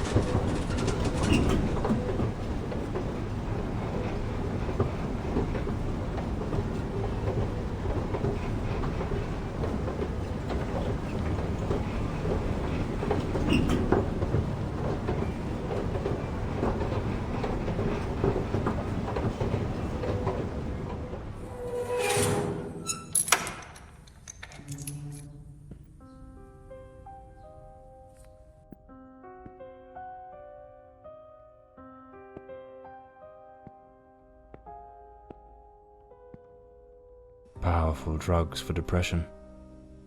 Anxiolytics. The girl improved, but it seems the doctors were baffled by her mind. Looks like Elodie found herself a little hideaway to keep practicing her dark craft. Elodie found painting, and with it, a way to spill the shadows that crawled through her mind.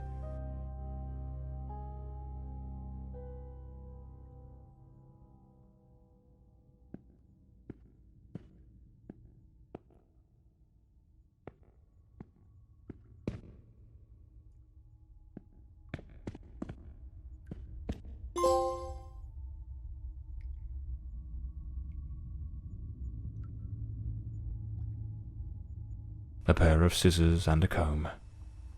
Elodie put in real effort to make him fit the mold of her ideal hero. Hair on the chair, strands on the floor. This is where the transformation took place.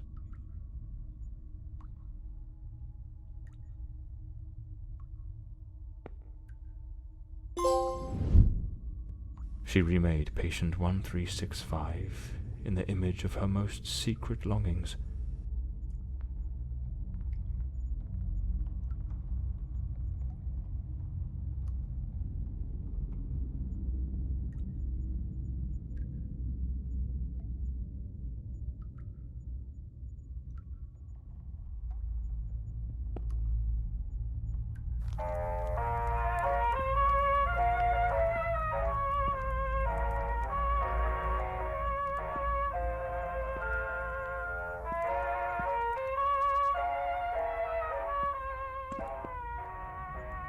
An alarm clock.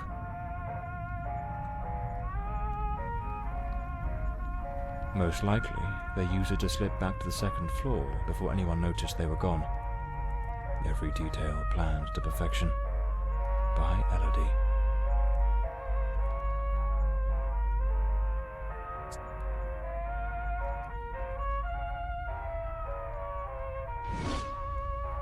Their secret hideaway. Like two reckless teenagers, they started a romance, hidden from the prying eyes of doctors and nurses. For a while, they managed to keep their affair in the shadows, far from the eyes of doctors and nurses.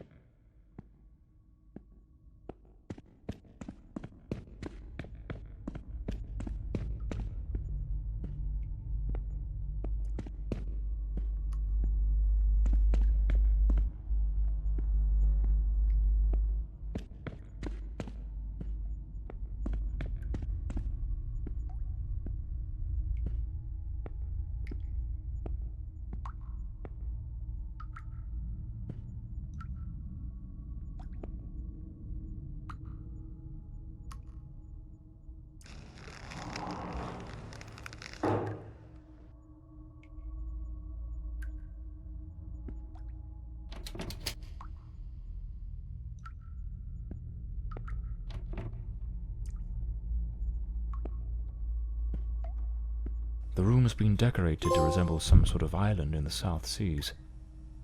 Of course, I should have guessed. She pulled him into her world. Elodie created Walter Brandon.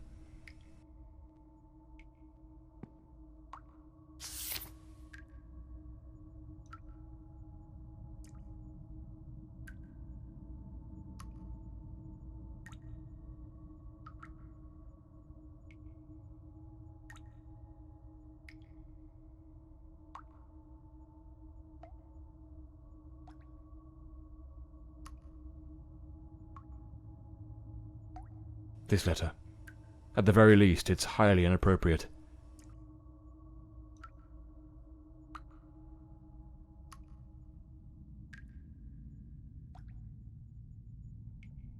A draft letter, scratched out and full of corrections.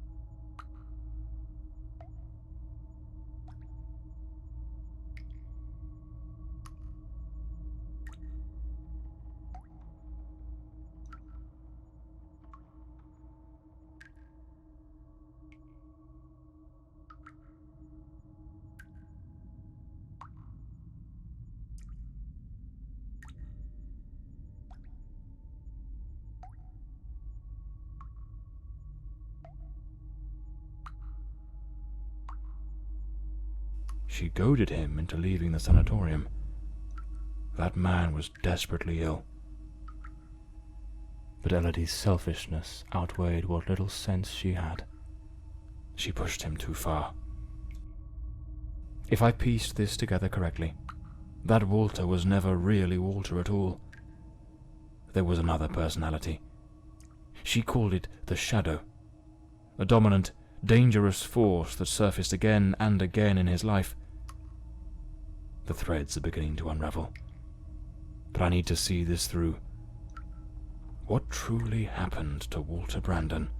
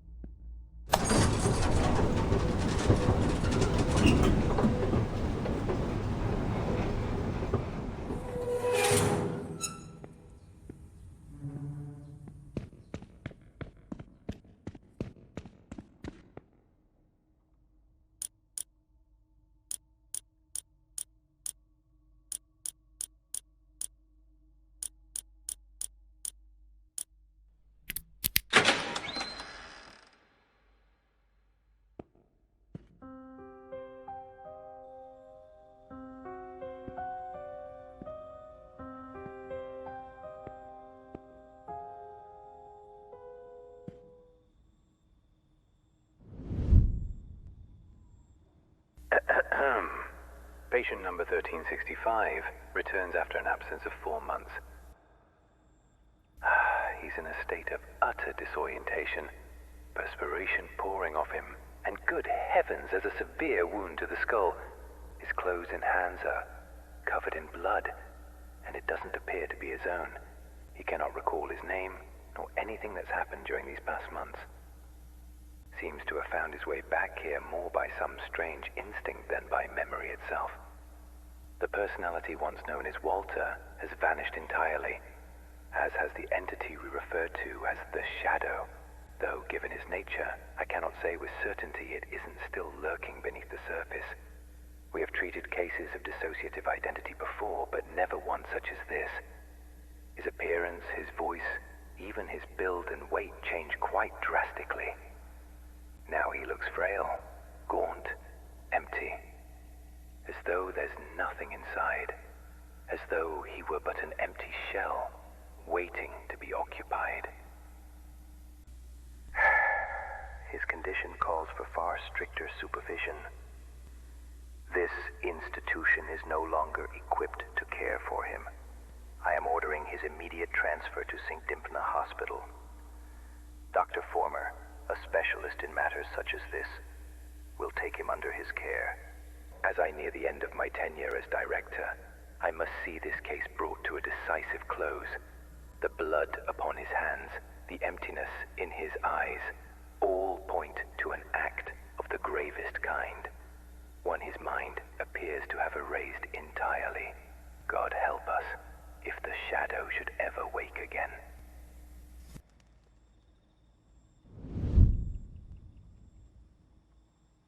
So it seems Walter came back to the sanatorium of his own accord, though he was utterly incapable of recalling what he'd done. They moved him to St. Dymphna's Hospital. Could he still be there after 20 years? What became of him? I'll have to follow this lead.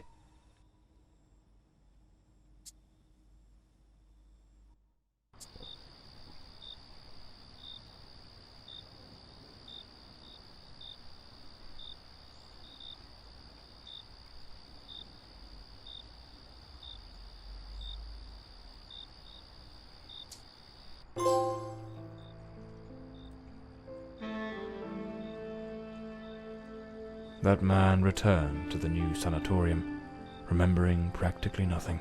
Maybe it was the wound Lady Margaret left him, or maybe his mind shattered and never came back after what happened that night. As for me, I was hired to find the one who killed Elodie Fordside, and my intuition told me they were still there, in the depths of St. Dymphna. I sensed that the end of the road was waiting for me in that place.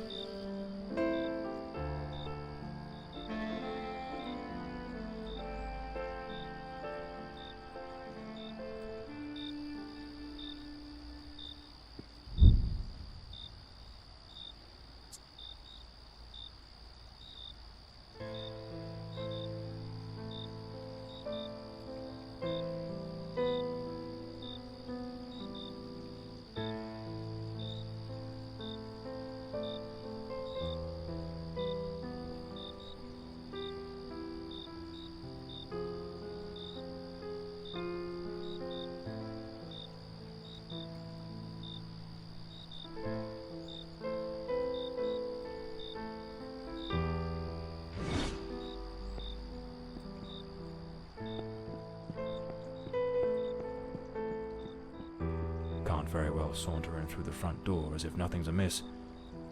I'll need to find another way in.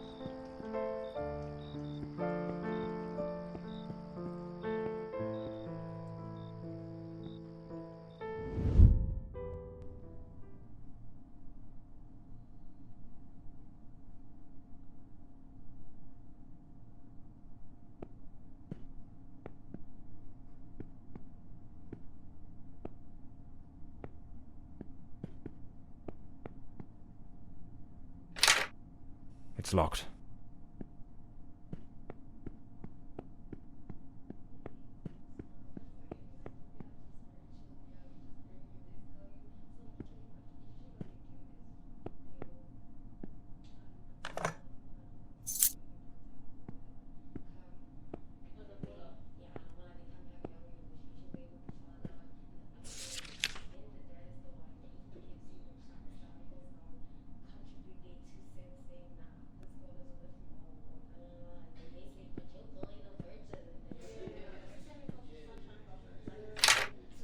It's locked. The night shift nurses are behind this door. I need to find another way into the hallway to the rooms.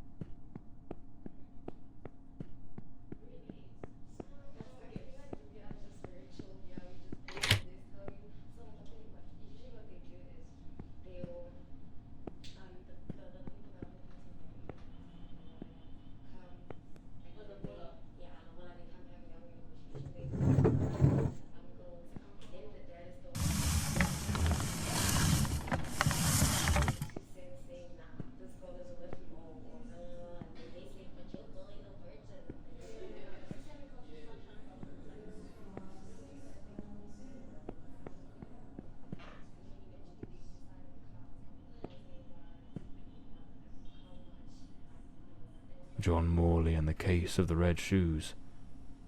What the devil does this mean?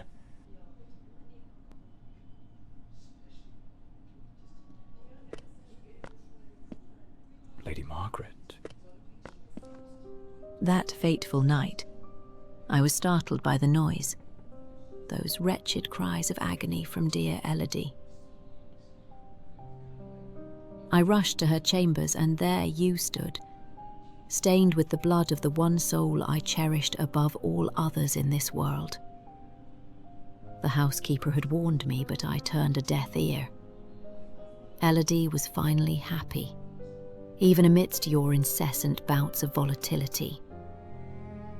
Yet, with the passage of time, your demeanour darkened. More and more frequently, that sinister presence lurking within you began to surface, each appearance more violent than the last. Elodie no longer gazed upon you with the starry-eyed affection of a smitten young woman. The atmosphere in this house grew suffocating, fraught with an unbearable tension. That very afternoon I spoke with her. She had resolved to end your engagement. You seemed, or so I dared hope, to have accepted it with grace. But that night, that very night, you ended her life in the most savage manner imaginable. I threw myself upon Elodie, desperate to save her. But alas, it was far too late. Months later, I learned you had returned voluntarily to the sanatorium. I sought answers and immersed myself in understanding the afflictions that plagued you. Dissociative identity disorder, they called it. A condition in which one might host multiple identities, each vying for dominion over the body. But the man confined in that bleak institution was not the shadow, not the fiend who had stolen my daughter. No, he was but the shell, the hapless vessel. And I yearned to find the true culprit, not the facade, the murderer himself. Thus I devised my plan. I came to visit you, and just as Elodie had done, I crafted a new role for you, a new identity to inhabit. I brought books, personal artifacts, penned letters as Penny. I leased an office and prepared every detail meticulously, down to the smallest thread, for your return as John Morley. Everything had to be flawless. And why, you may ask? To make you remember, to awaken the shadow, to summon forth the murderer from the abyss of your fractured mind. John Morley is a good man. Walter Brandon was a spirited young sailor, brimming with love for Elodie. But the shadow was a merciless, unrepentant killer. I wanted to destroy the murderer who had stolen my daughter. But I could never bring myself to harm an innocent man. My obsession, my singular purpose, was to awaken the shadow.